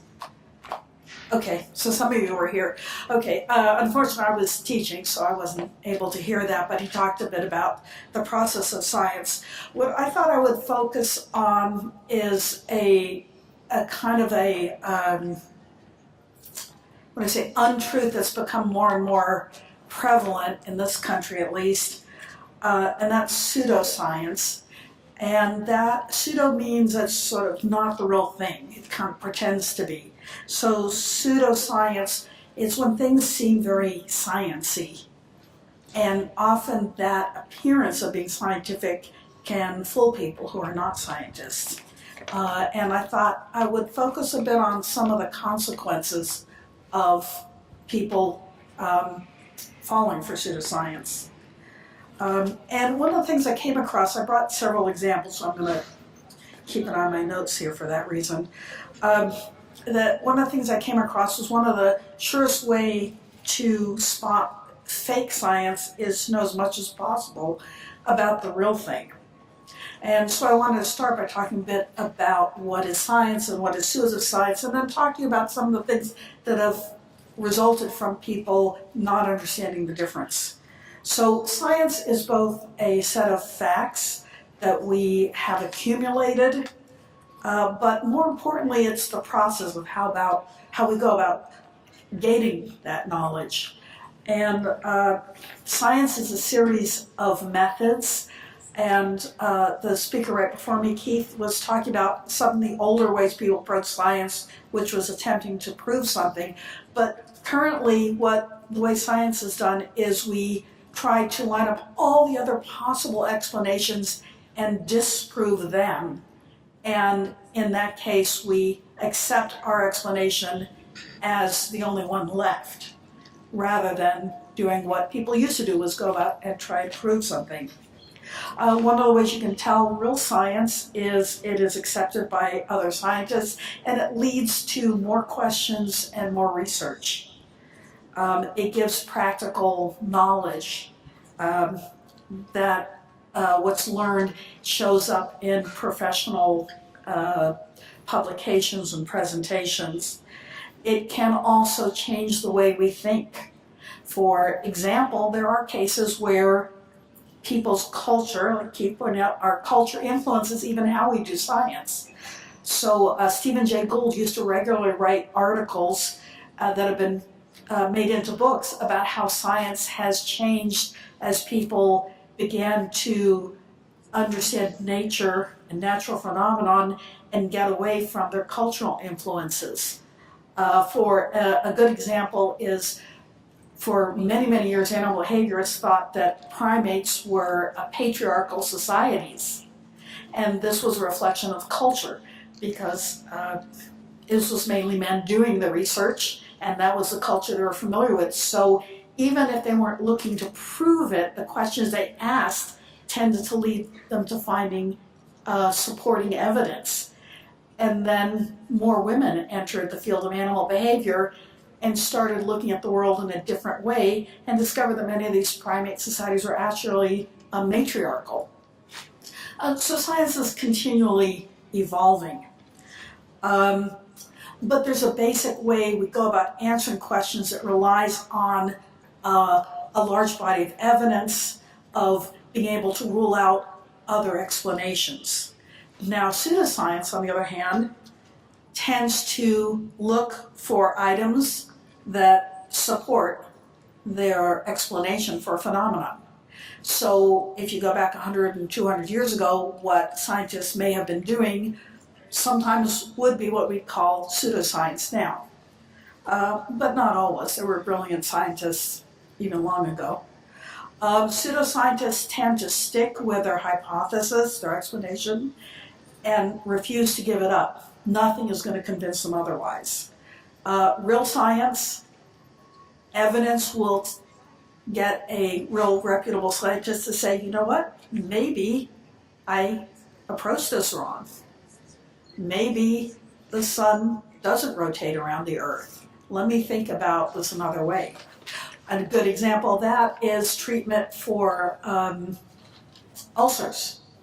For a long, long time, it was thought to be your body creating a problem, and people would be put on all sorts of special bland diets.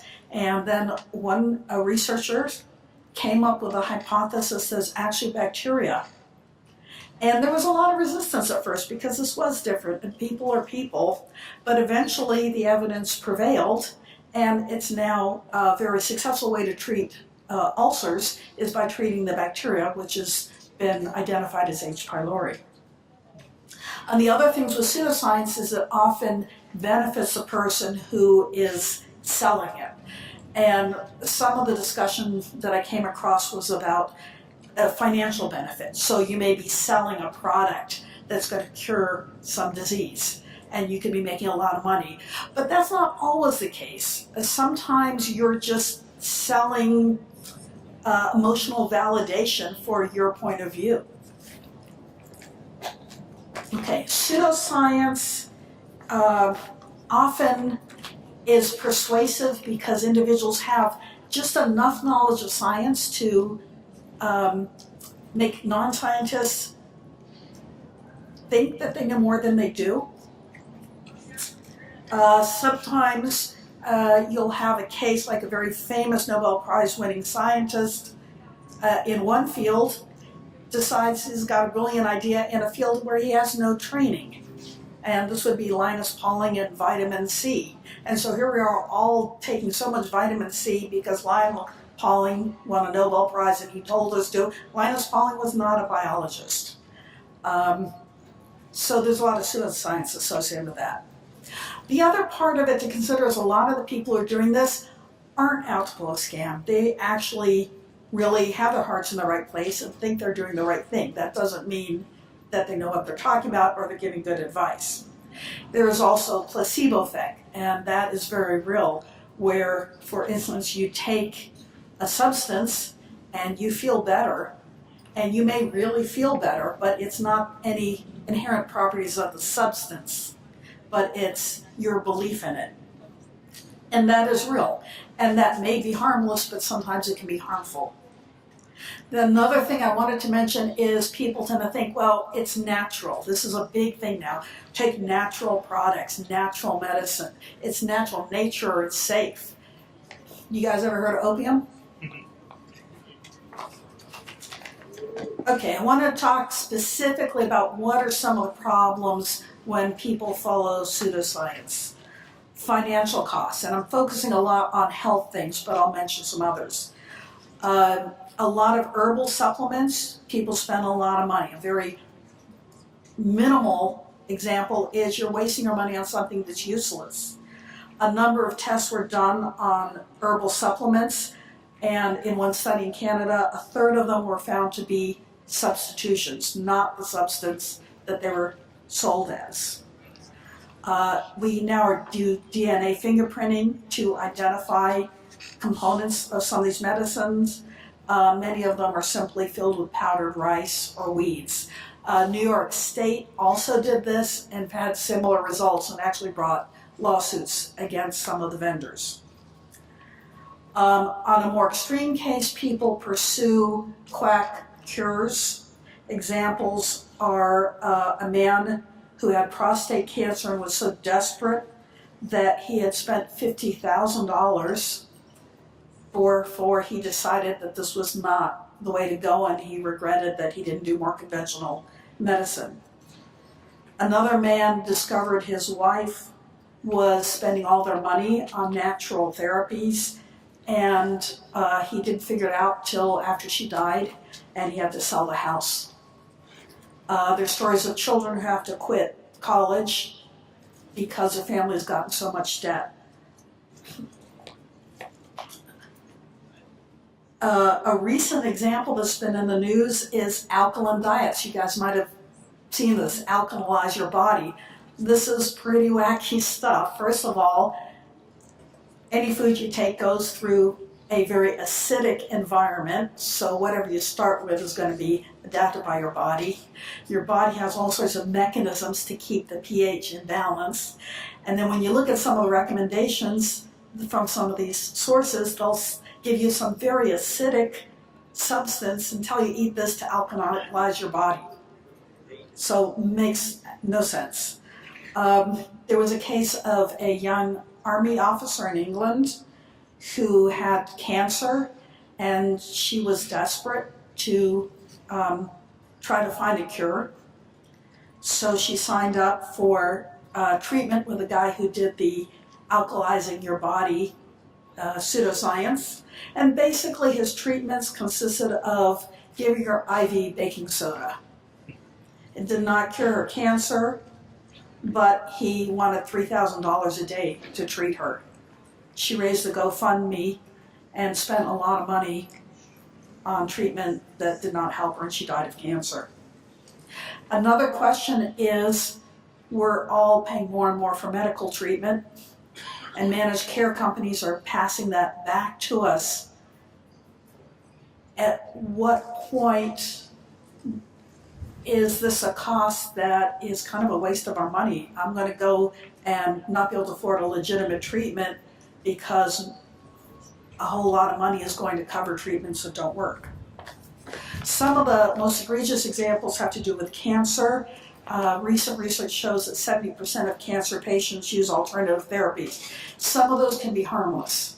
Some of those might even help you feel better while you're dealing with conventional therapy. But some of them are actually dangerous. One of the dangers is people who decide to forego conventional therapy, which has evidence for its efficacy, and they go get a baking soda infusion instead.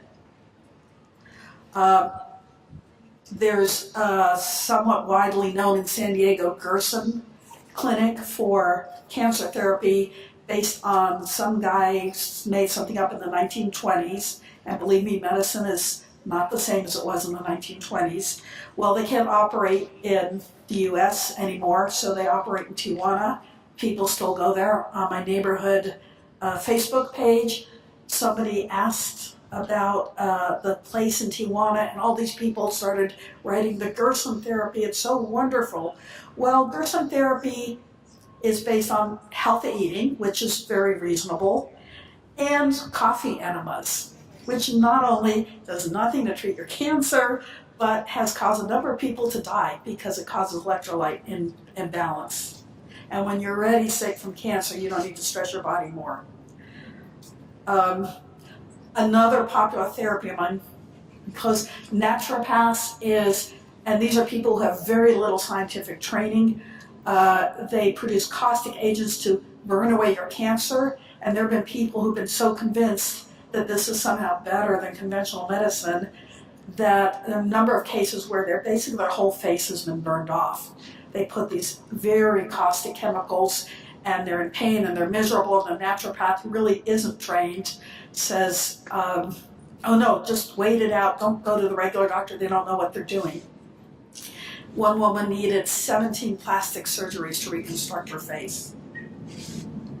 The other problem is the cost of lost time. The time that's invested is time that's not spent on something that might make a difference. There was a recent case of a young woman who decided to skip conventional therapy for her cancer because she didn't want to risk her fertility. She died recently. Turns out the conventional treatment had very low risk to her fertility. Other examples in the news that I don't have time to go into the specifics of are vaccines. It's a big thing now that vaccines are somehow harmful. That is completely wrong. The original publications that connected to autism was withdrawn. Nobody somehow hears about that. We hear, oh, it's linked to autism, but that's pseudoscience. And we've gone from almost 200,000 cases of diphtheria a year before vaccines to none, 100% decline. 99.5% decline in mumps, and similar for other diseases that are preventable. My sister-in-law was one of the last Americans to get polio before the vaccine, and she still has physical problems as a result. And back then, people saw the consequence of the disease, and they were very happy to get the vaccine. Nowadays, we don't see what polio is like, so we imagine all of these dangers. Environmental cost. I think Keith pointed out about how sometimes we have to get to a crisis before people really start to act. Climate change, the science has been solid and unequivocal for decades. Somehow the public has not gotten that message, and we've dilly-dallied, and now that South Carolina is in crisis, and North Carolina is in crisis, and Florida is in crisis, and California is burning, and Colorado is burning, now people are starting to think, oh, maybe there was something to it. And of course, there are lots of other costs, social costs to our education system, the way we treat people based on something that seems sciencey, but it's not. And I kind of struggle with, how do you convince people? I can't even convince my neighbors on Facebook that the Gerson Clinic isn't right. And I think you guys all know that throwing facts at people is not going to persuade someone who's got really a religious-like belief. And I think from the science perspective, maybe we have to do a better job of trying to have people understand what science is and how it's done, so that you can start to separate the real science from the wishful thinking. Thank you.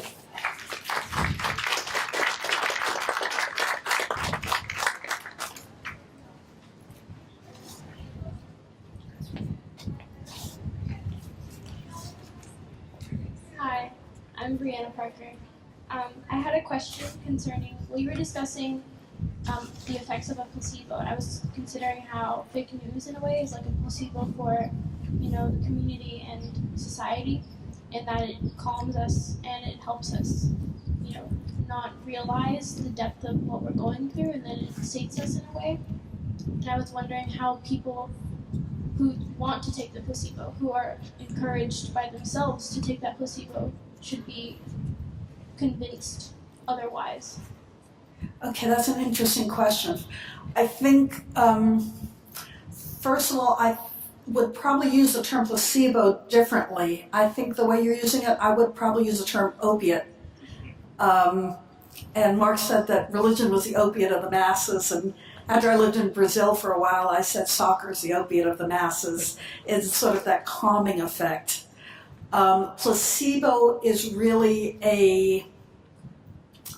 when we use it medically, we're saying a pill that doesn't have any active ingredients in it. And it can have a real effect. So you're really asking about how to get people invigorated to care, to not be passive. And I think that's actually is a great question, and I think that may be more of a social question or a social science question than a biological question. I don't know if maybe some of the other speakers would want to address that. Yeah, I'm still struggling with how do I convince people to not buy into everything because it's got a fancy term associated with it. So. Keith has something to say about that.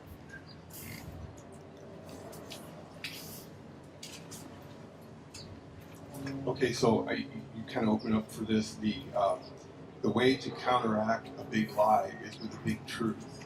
And every time the big lie is repeated, you repeat the big truth.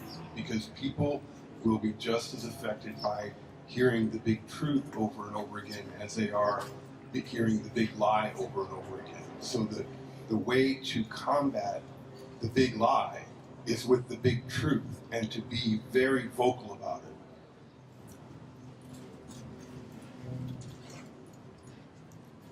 Hi, thank you. So I just wanted to ask what you thought about the effect for-profit interests have on these people kind of going to the pseudosciences. Do you think it's more people go to it because of the fancy name, or because, you know, it weighs on their checkbook so they have to be looking at different options? And if we should do something as a society to kind of combat that with more maybe social programs and stuff. Yeah, really good question. Because when you're dealing with health things, there is a lot of people are concerned about a for-profit motive pushing them in a direction that's not optimal for them. And that is certainly not without some basis. But I think understanding how science is done may help address some of that. For example, the science has a very rigorous review process, and most scientists are working at universities. In some cases, government research labs. There are scientists working in pharmaceuticals, but a whole lot of this is really happening in, we're not talking about rich professors. So I think a better understanding that a lot of this research is not coming out of for-profit. And unfortunately there has been for-profit that has contributed to that, but I think a better understanding of who's doing the research and what are their motives, and most of them are not working for industry. But yeah, I think that's a legitimate fear to overcome. And maybe again, to what Keith was speaking to, is more and more helping people understand how it's done and who's doing it may help people have more confidence in the science being done.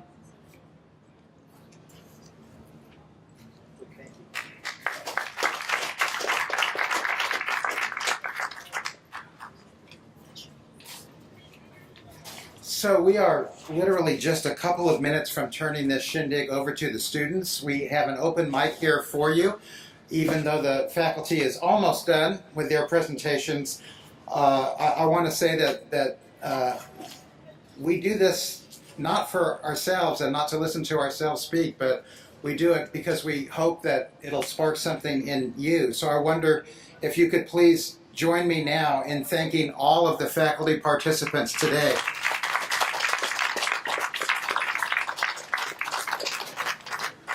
Speaking for myself, it's an honor to be among them. I come from a discipline that really would seem to have nothing to say at all about the truth. I'm an English teacher.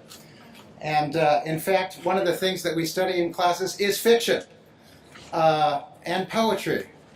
And, you know, in what corner of the imagination could those be have something to say about truth and falsehood and post-truth? Well, I gave a TED Talk here at Mesa a couple of months ago. It was called The Invisible Reality of the Muses. And it was about how poets used to be able to call on the muses for help in reciting their poems. I say reciting their poems and not writing their poems because a lot of those ancient poems that we know today were not originally written down, but they were sung, performed in front of audiences. And sometimes those poems were really long, if you know anything about the Iliad and the Odyssey, and the poets had to memorize every word. And it was tough work, so they needed help. And it was the muses who gave them that help.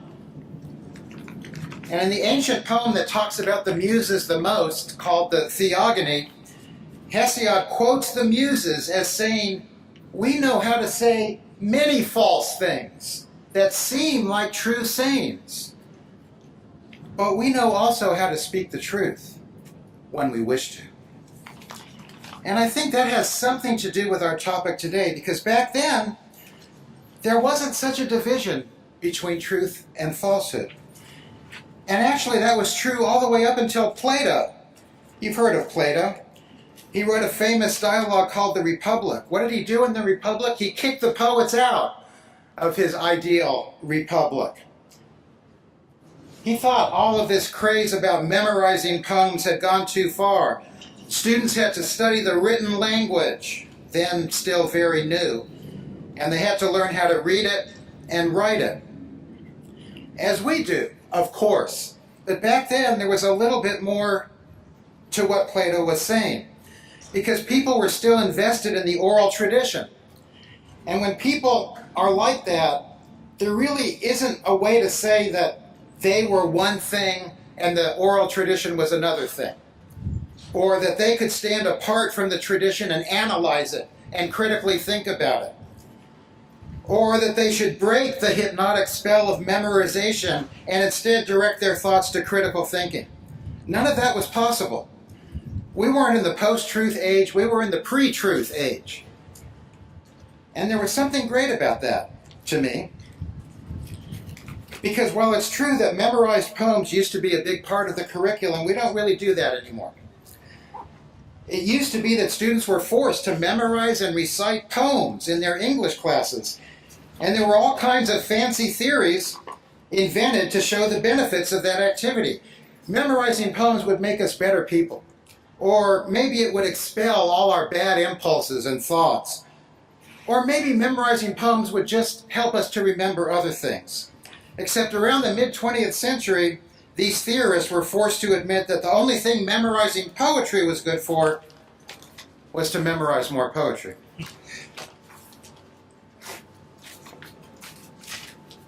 But I'm here to tell you that some of those old ideas still make a little sense today. Because it's true that the music and rhythms of poems do help our memories.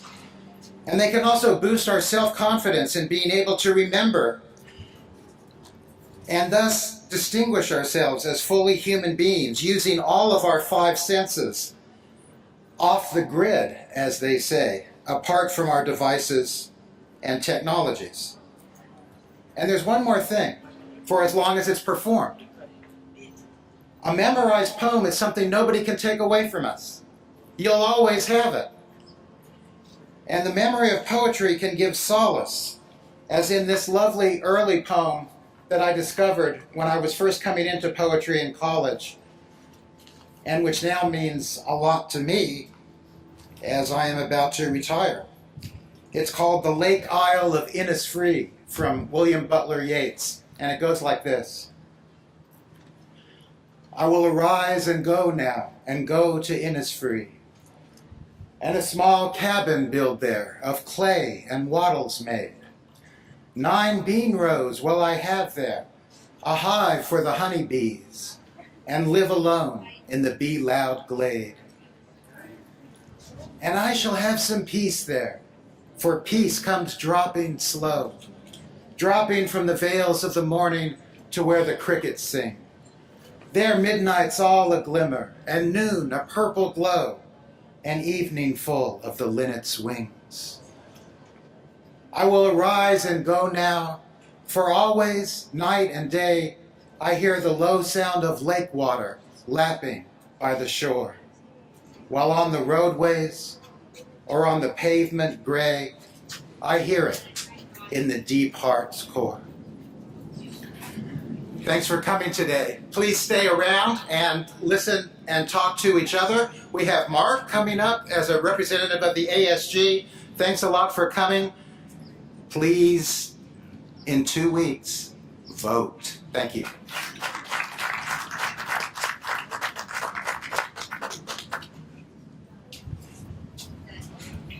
How's it going, you guys? Thanks for coming out. Another round of applause for faculty for giving some great speeches. My name's Mark Burton. I'm Associated Student Senator. Don't abbreviate that, ASS. And I'm also part of Speech and Debate. I just kind of want to talk about and ask you guys questions like, what did you guys think, what do you guys take away from today? What was like one of the biggest things you took away? Like, did anything you learned about post-truth, did it change? Like, for example, for me, I came in here thinking post-truth is about how how people use emotion when they're talking versus facts. It seems like it's obviously a lot more to it than that. It's a lot about using fake news to embolden how you present the speech, for example. What do you guys think?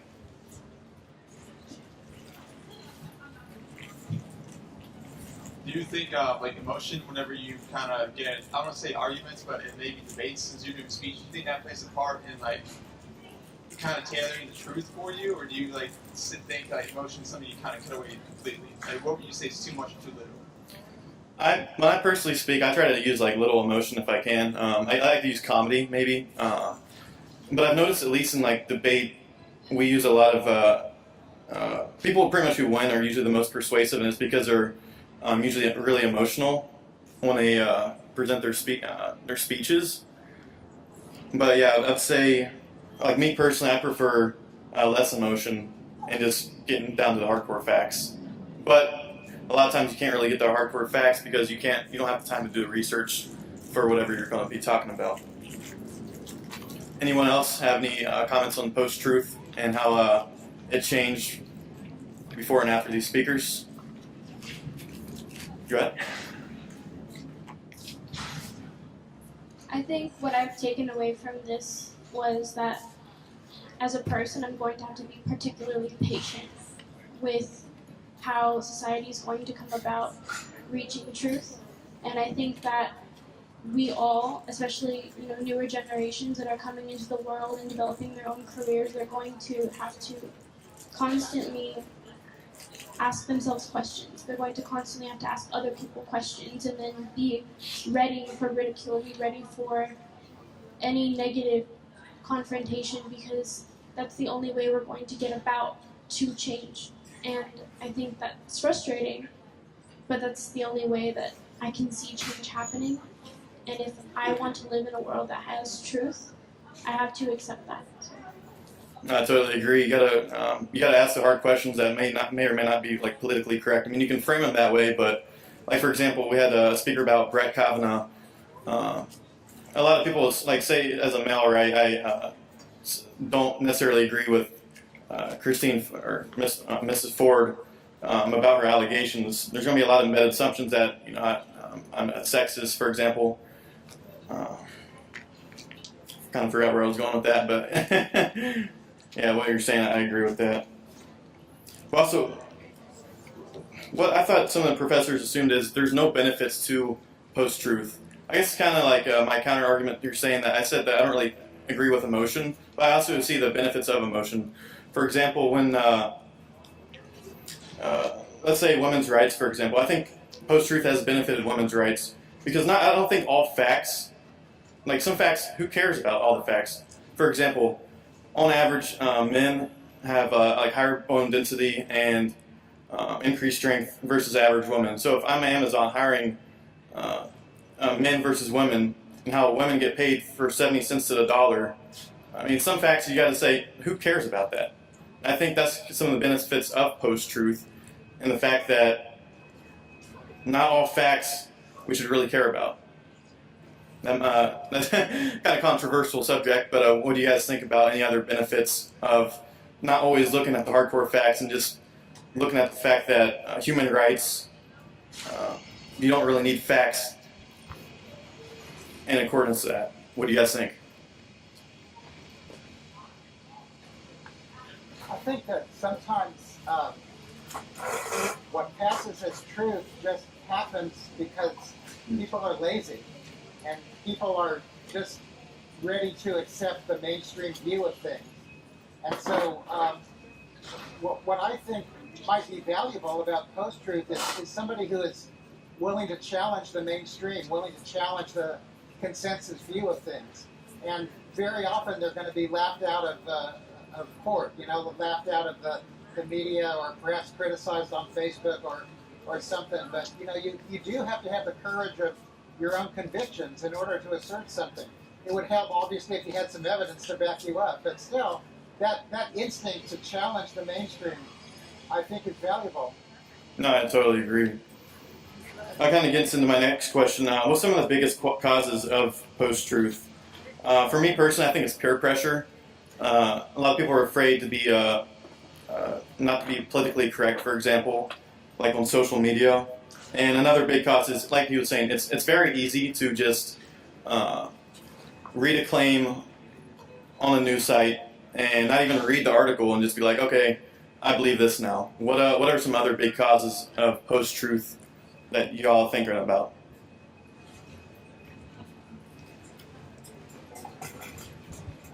I think indifference is a very big cause of post-truth. I think that because people are afraid of things like peer pressure and engaging in a discussion, they tend to just brush aside most of the issues and they decide to not look for truth because there are so many versions of it, and they're just willing to exist in society without being a part of society and knowing what is actually occurring. Right, and like for me, for example, on social media, we had a professor talking about how we'll just unfriend someone that is posting a bunch of untruthful things on social media. Which for me, like I'm not going to spend the time to do my research and give them a counterclaim. That seems like a waste of time to me. Even though, as a society, we should probably be doing that to spread the truth and not just being apathetic to false facts, or I guess fake news. Hi, Ryan. I think the one thing I saw right through everyone's talk is, and this is why everyone's in college, right? We're not, no faculty members ever trying to tell people what to think. We're telling you that you should think, and you should look at all of the information, as much information. You're going to believe what you're going to believe, but that's the take-home out of truth, post-truth, pre-truth, pseudoscience, real science, is take the time to look at things and from more than one viewpoint. And again, it's the one word is think. And that's, hopefully that's why everyone's in college, is to be learning to think, learning to look at things from different ways, learning to look at different types of resources from any number of sources. So I just wanted to leave. That was kind of the thread I heard from everyone's talk. So cool. Thank you. That out. Got a question over here. I think what you're trying to get at is, with the thought of what's important and what's not important, is that we have, in this time, you have to decide what's most important to you within you. At the time when Brett Kavanaugh was going through his nomination, another big thing that hit the news and sort of distracted some people is whether we should have straws in the environment or not. Okay, how far do we go with this? Next it's the cup, then it's the lid on the cup. I get that we need to clean up the environment, but all the facts about the straws was never produced. Instead, it was Brett Kavanaugh. So that's something that you choose what's important to you. And right now we're in a very stressful environment. And I think that the professors, like what was just said, making us think, that's exactly where we're at. You have to think today, and you have to participate. You have to get involved. That's probably the major key, is get involved. Whatever your passion is, get involved. I myself am involved with formerly incarcerated students here on campus. I have a club. It's called Restart Scholars. It's under Project Restart. That's my passion. I want to hear more about prison reform and judicial reform. Detainees. Right now we have a caravan of 4,000 people heading towards the border, and I'm so thankful for Keith's presentation, because that's part of that when he's talking about racial indifference. And my question was, do we have to go through another upheaval before we can finally open up our minds and make decisions that are accurate for everybody? So you have to get involved. Involvement is key. No, I definitely agree. You have to. You can't really be really like black and white on post-truth. You can't say, okay, I want to give the facts for everything that I think is just fake news or wrong, whether it be social media or real life. But you gotta figure out what important things in your life that you can actually positively impact. So I think that's a great point. Can I make a comment about something you mentioned earlier? When you gave the example of you're hiring at Amazon and women make less, I would say it's not so much that we want to say facts don't matter, but we want to say which facts are important. So for instance, to use your example, if you are hiring at Amazon, then what matters is can the person lift X pounds, and can they do X pounds per hour? And that's the issue. But if the facts showed that you've got a big strong woman and a small guy and she can outlift him, but she's not making as much, then I think that fact does matter. So it's really not the facts shouldn't matter, but we have to be asking the right questions. In other words, are in the same capacity, are women still making less?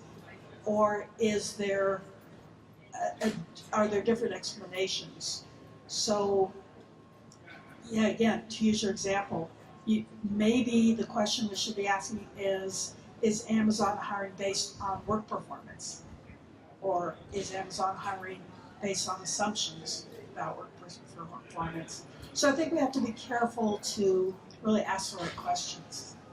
No, that's a good point. Yeah, when I said if the facts are important or not, like you hit it right in the head. Like what facts are important, and it really is specific for whatever you're going to be talking about.